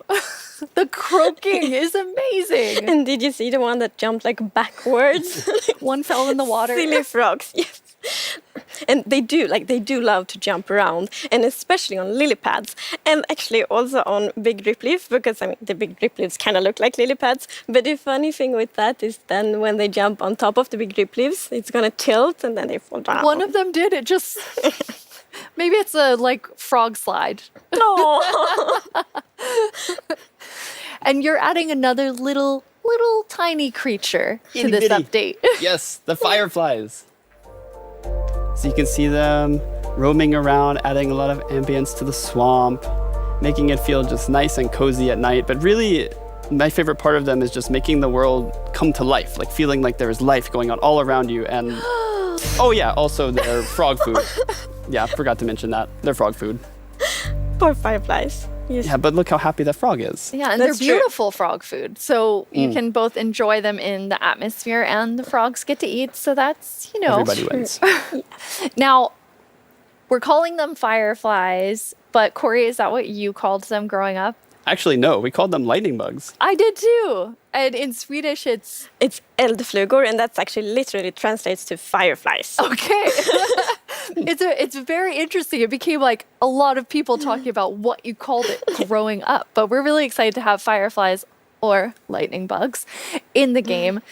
I want to know more about baby frogs.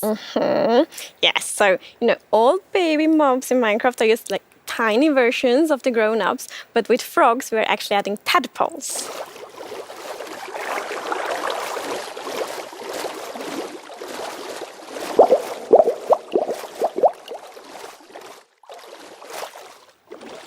Once again, you deliver on the promise of cute and derpy with the tadpoles. We do. Yes, and you can pick them up in a bucket. Yes, and that's actually extra helpful for the tadpoles, because we have frog variants, and when a tadpole grows up, it will pick a variant depending on the temperature in the biome it grows up in. So for example, if it grows up in a really cold place, it's going to turn into a snowy frog. Yeah, as you can see here.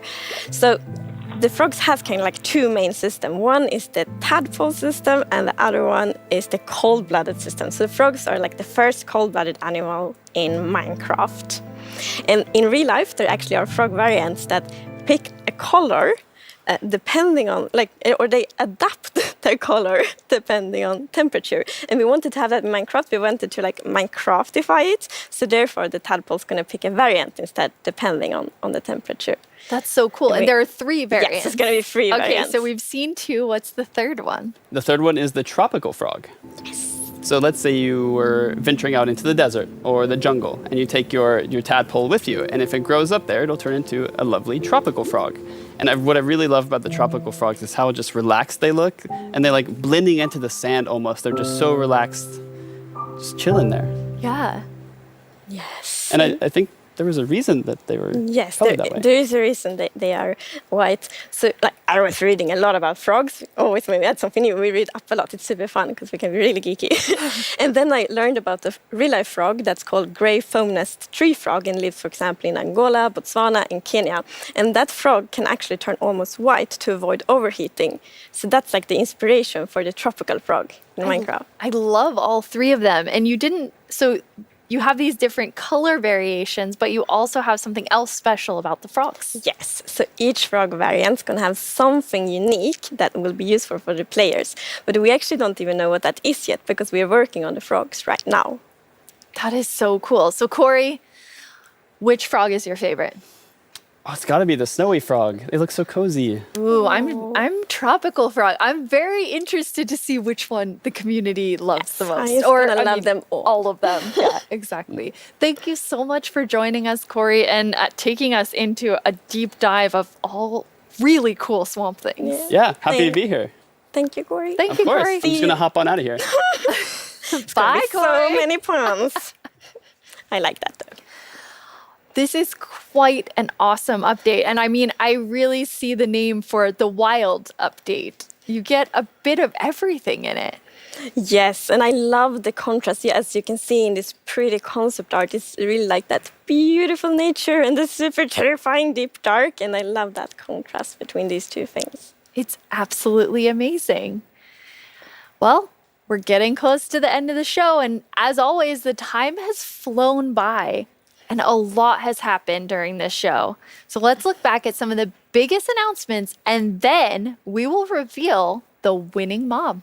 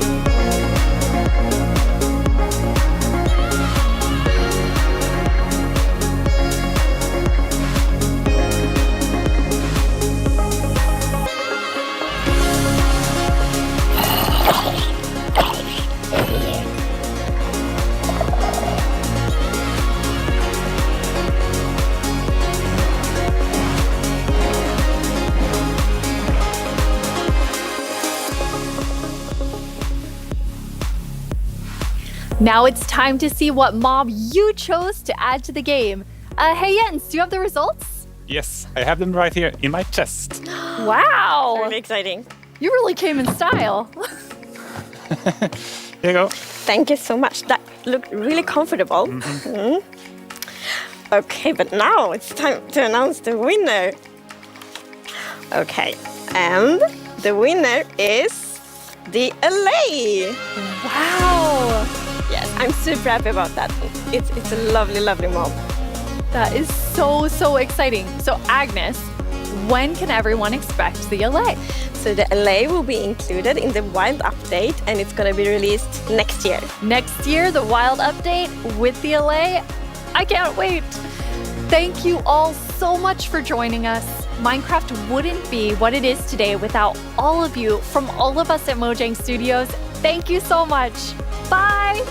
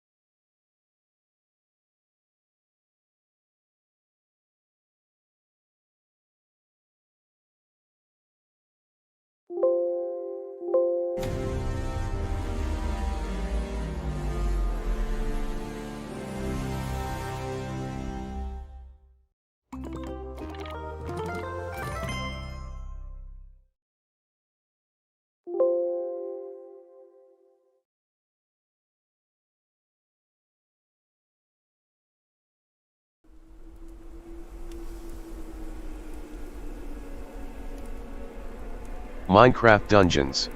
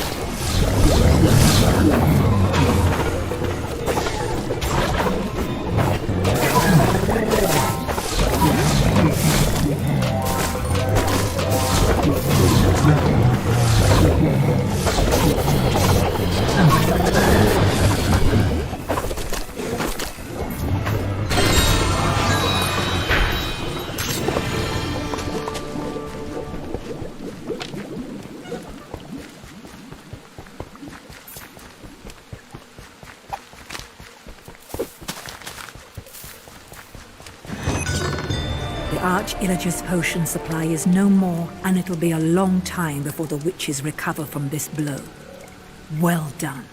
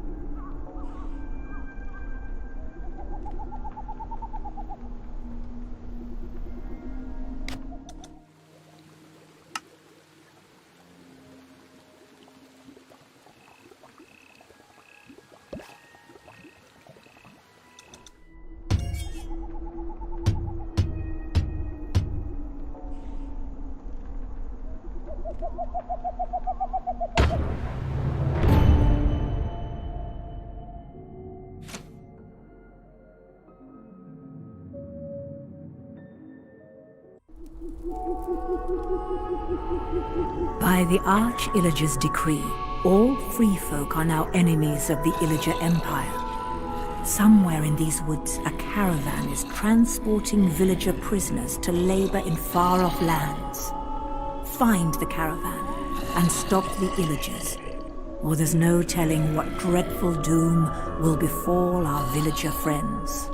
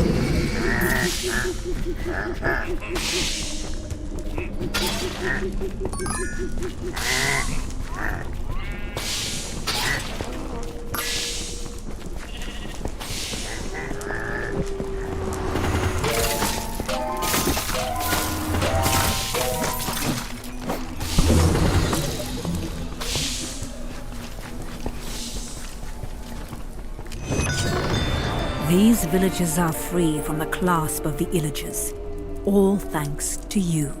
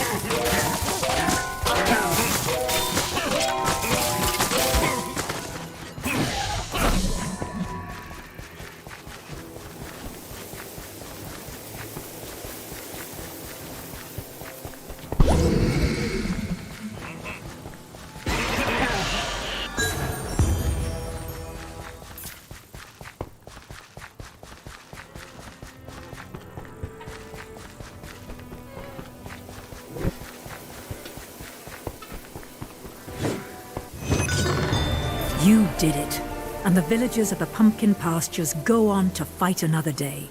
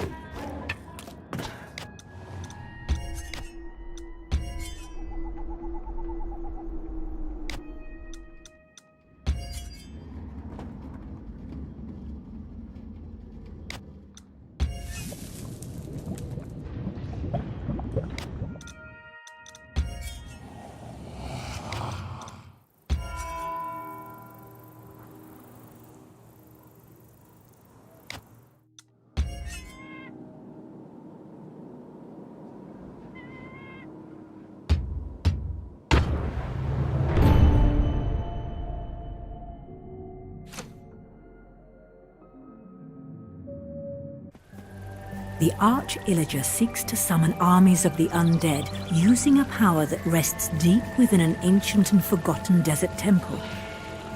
Finding the temple, however, is an adventure in its own right, for the entrance lies hidden somewhere in this canyon, a sprawling maze of malevolent mobs and lost secrets.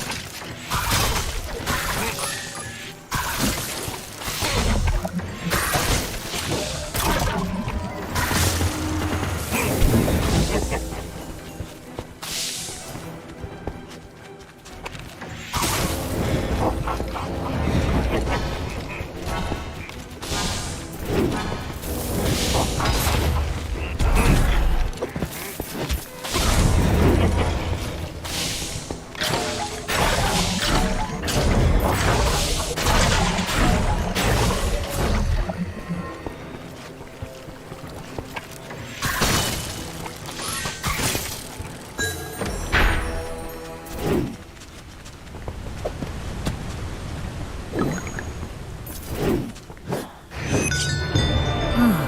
found the ancient desert temple.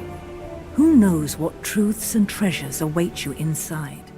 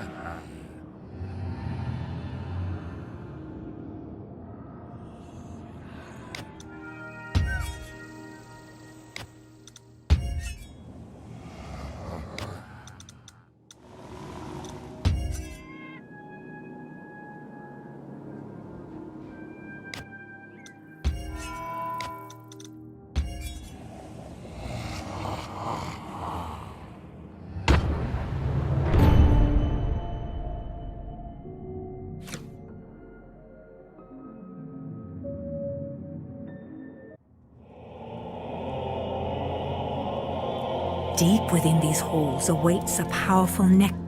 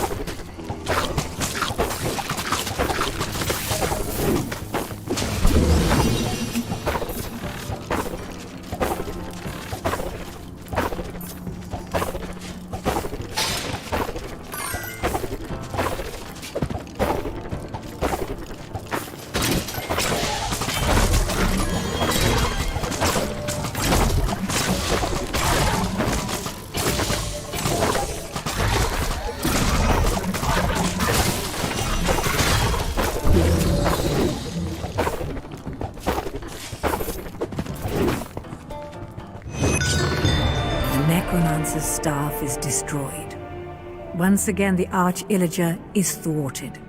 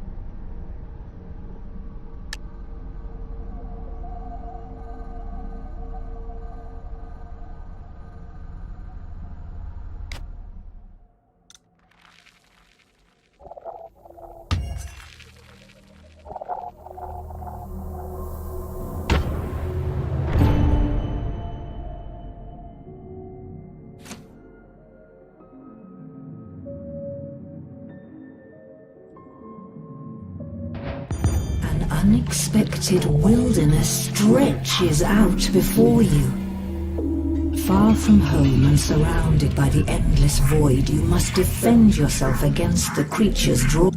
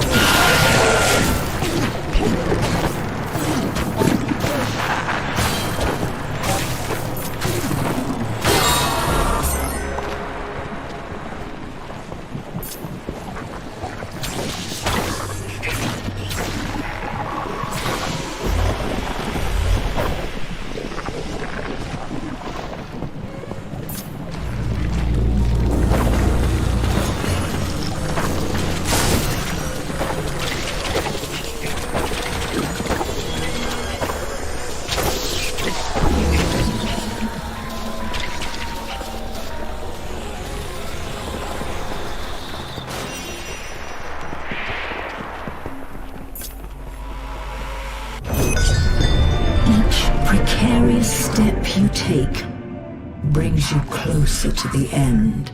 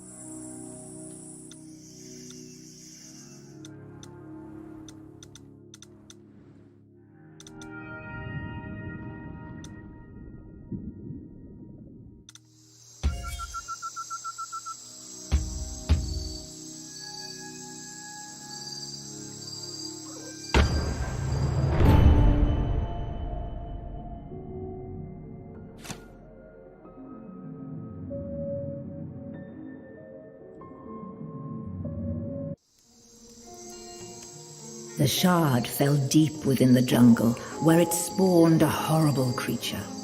The jungle abomination. This vile beast cannot be allowed to continue spreading the corruption of the orb. Tread carefully, for these overgrown temples harbor monsters that will fight to protect the source of their newfound power.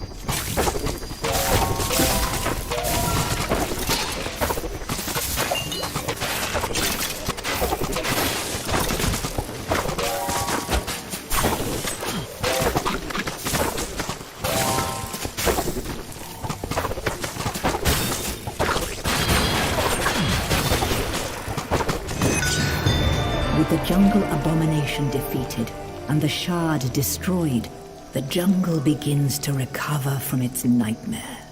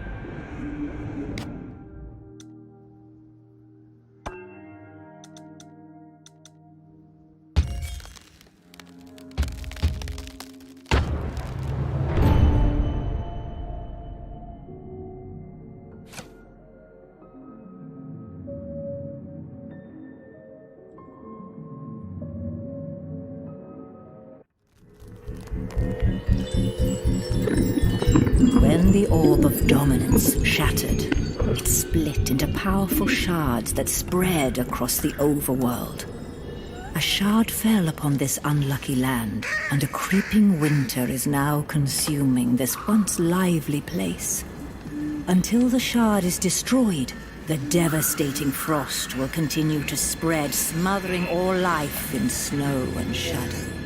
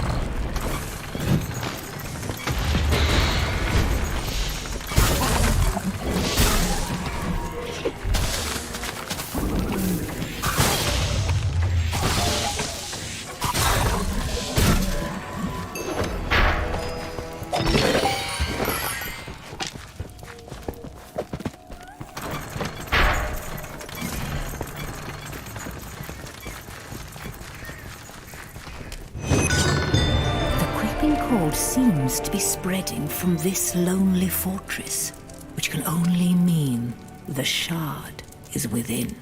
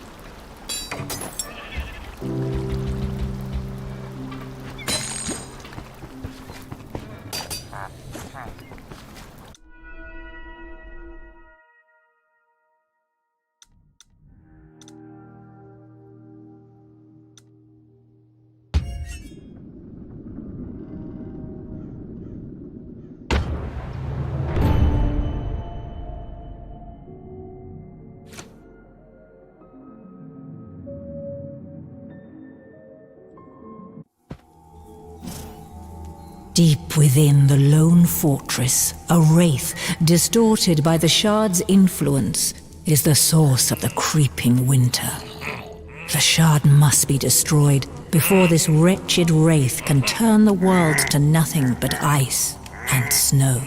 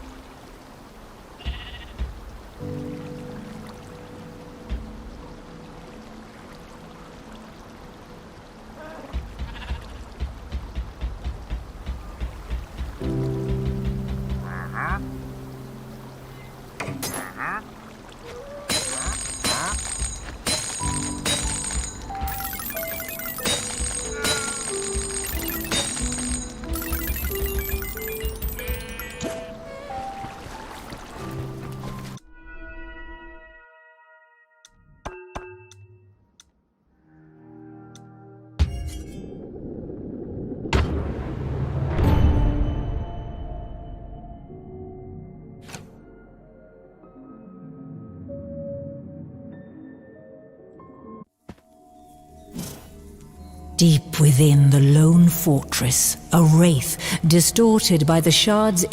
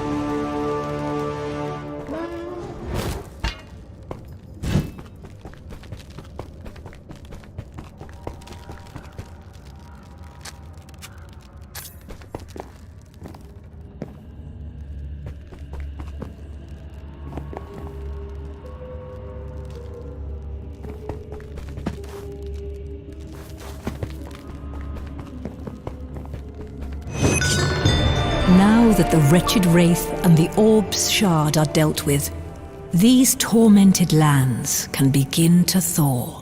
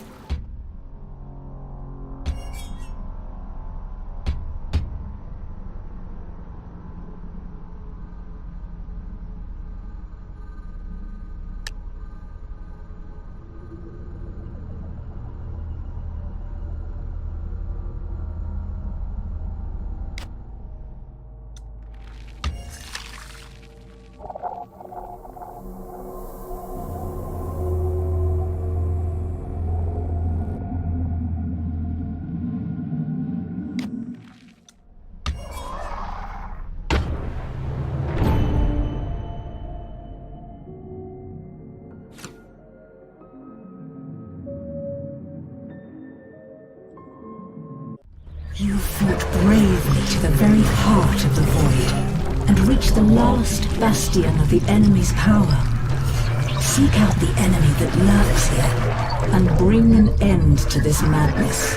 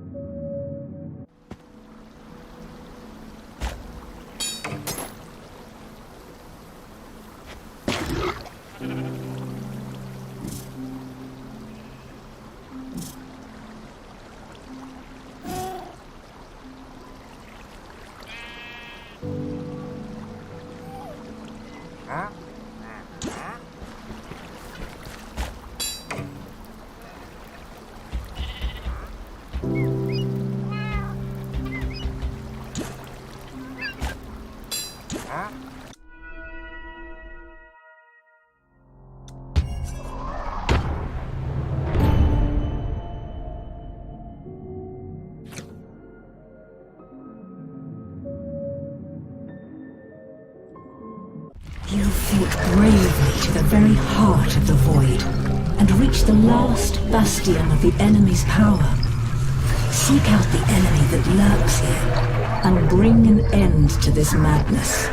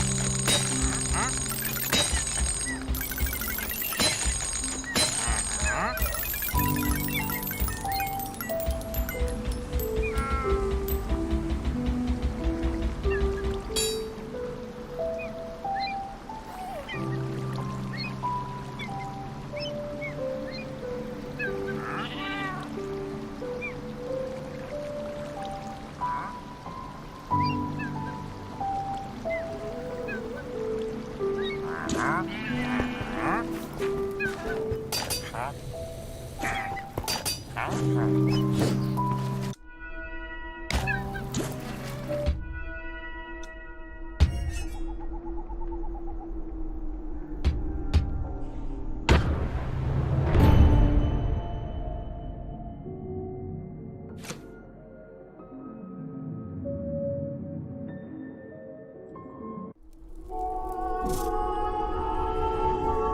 the Arch-Illager's decree, all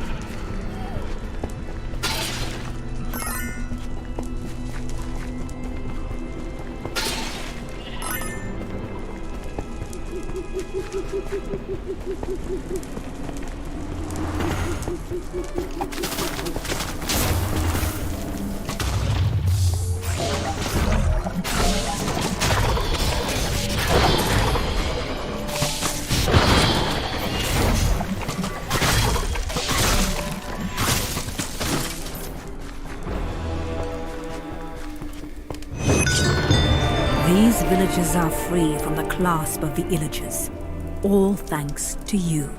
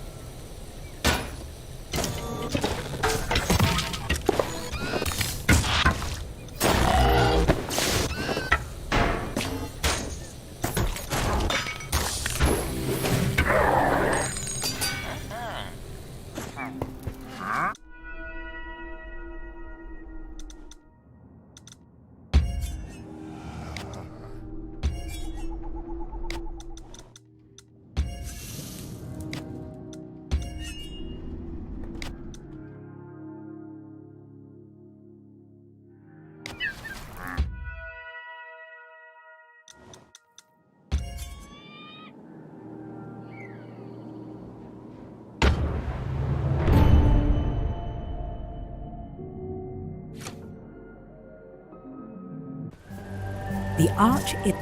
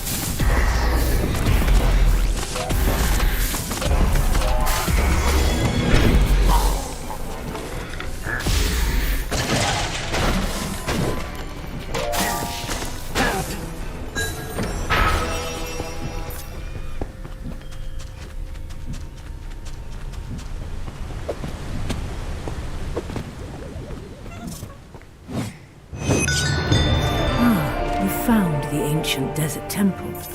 Who knows what truths and treasures await you inside?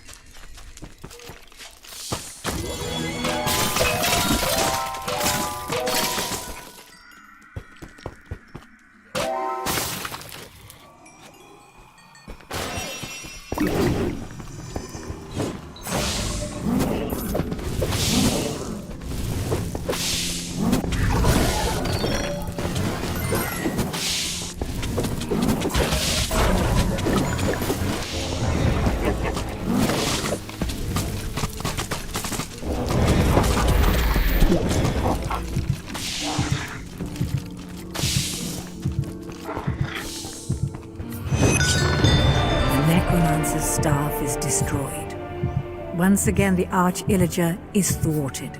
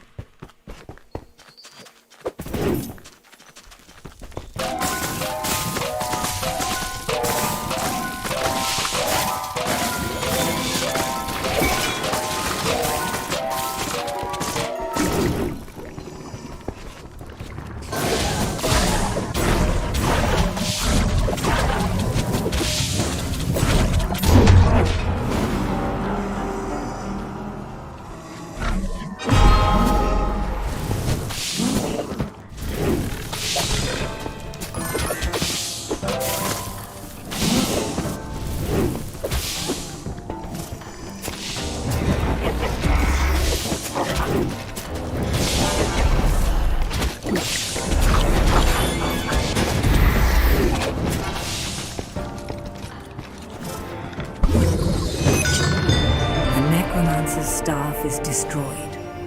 Once again, the Arch-Illager is thwarted.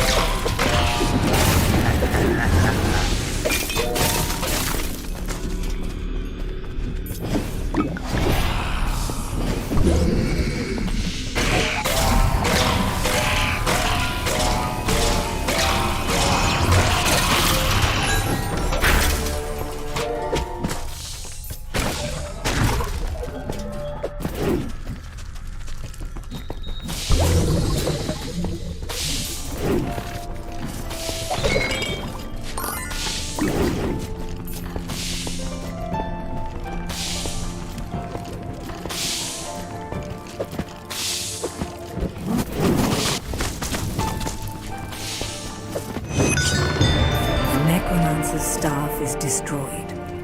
Once again, the Arch-Illager is thwarted.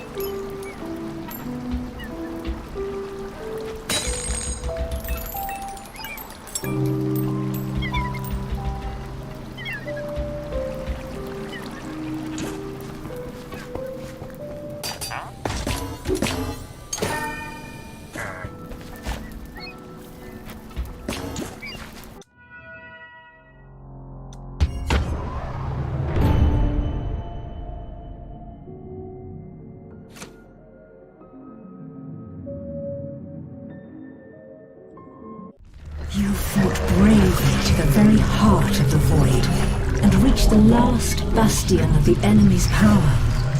Seek out the enemy that lurks here and bring an end to this madness.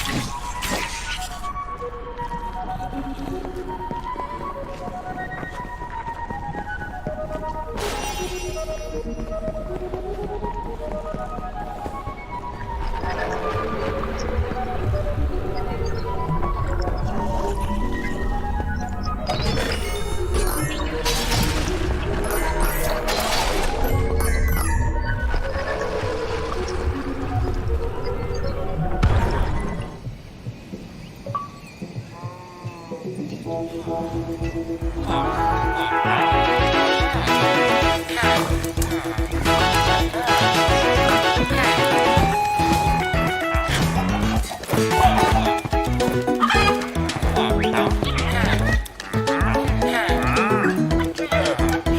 the heart of Ender defeated, the overworld was finally and truly free from the orb's influence.